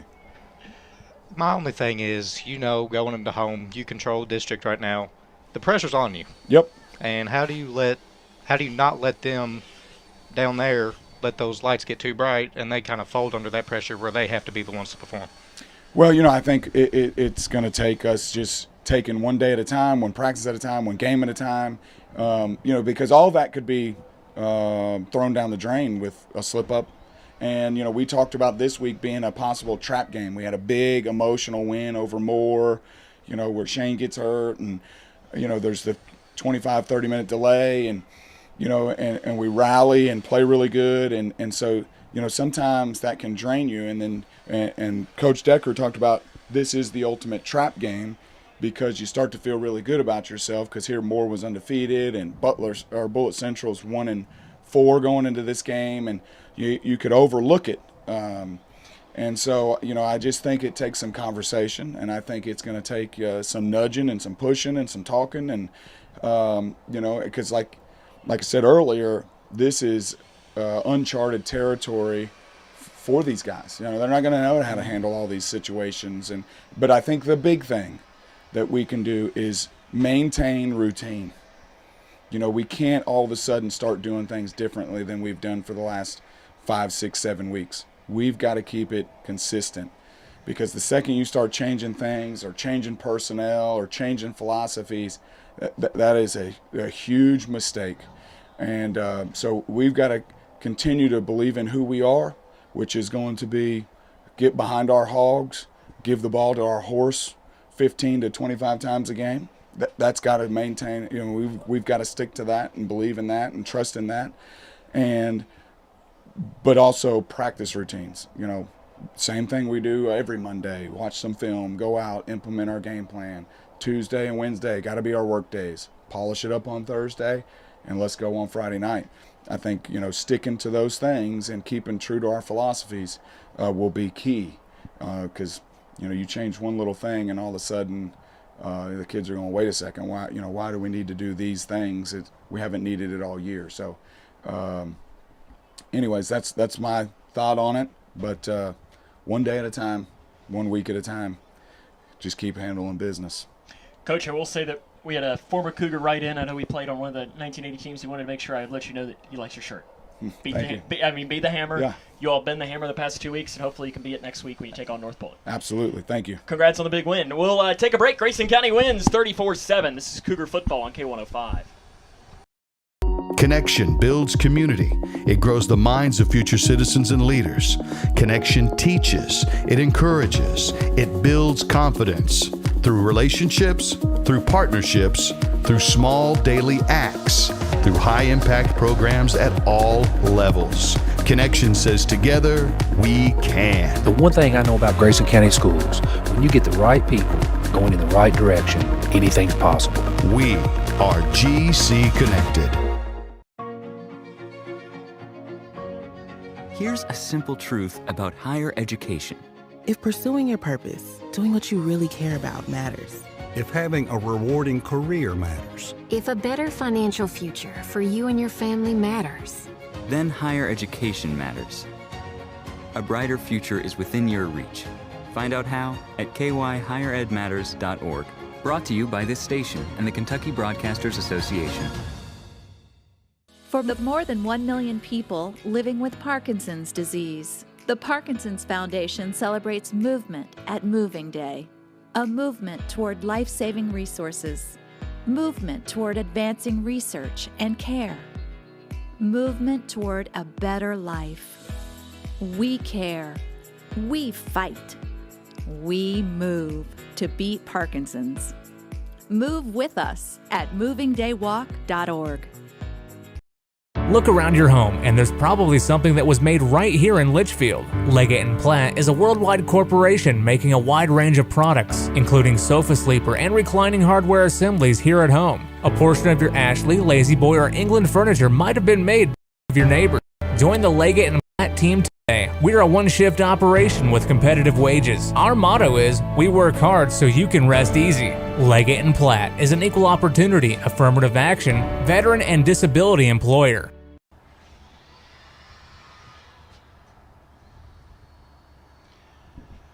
Welcome back here to Bullitt Central High School, where Grayson County picks up a 34-7 victory against Bullitt Central. Sam Gormley and Kaylor Decker back here with you. And Kaylor, we got to give out our Sheriff Norman Chafin's Offensive Player of the Game, and I think there are multiple candidates for it. But I think if we took the offensive player of the past 2 weeks and kind of combined it into one, I think we both agree that it's got to go to Grayson Chafin's. He had very timely catches. And he also, I know it's not defensive player of the game, but there was that heave towards the end of the game where he was going to cover 2 as the safety and kind of got under that ball on the onside kick recovered, which is an offensive play. Absolutely, and I think that Grayson Chaffins is our player of the game tonight, and I wonder who has to dole out that money right there. I think it should be doubled or something. I think it would be. Or something like that. So that's Sheriff Norman Chaffins' player of the game. Maybe he gets 2 challenge coins or something. That is going to wrap up our coverage tonight. The touchdowns today, 3 of them from Caden Hanshaw, 2 of them from Jaron Van Meter to lead the way to a Grayson County victory. Kayla, your final thoughts? I'm very excited for the next coming weeks. Now, I'm nervous, but it's a good nervous. I want to see what this team is fully capable, and you're going to have to do it these next 2 weeks. And if you win out these next 2 weeks, it doesn't matter what happens after that. You have the home playoff game. It's yours to lose. And here's also the thing. I'll put the call out, and I know I can speak for you, Kayla, and our director, Trey Cook. Come out to the games. Yeah. Come out and support this team. You've seen it. They earn your, they've earned your support and so on. So come out. I think it's $5. Get yourself a cheeseburger at the concession stand. It's great. Hopefully it'll be great weather next Friday as well. And if not, be here with us. We'll have it covered for you. I know not everyone's local, but if you're local watching this, go out, support this team. Be loud. Wear orange, because this team has deserved your support. Taylor, it's been fun as always. That'll wrap up our coverage here tonight. Grayson County picks up a 34-7 victory against Bullitt Central. Want to thank the K105 Digital Productions crew for their hard work. Your director was Trey Cook, and your camera operator was Eli Smith. So tonight, where Grayson County picks up the 34-7 win. For Kaylor Decker, this is Sam Gormley saying, so long, everyone.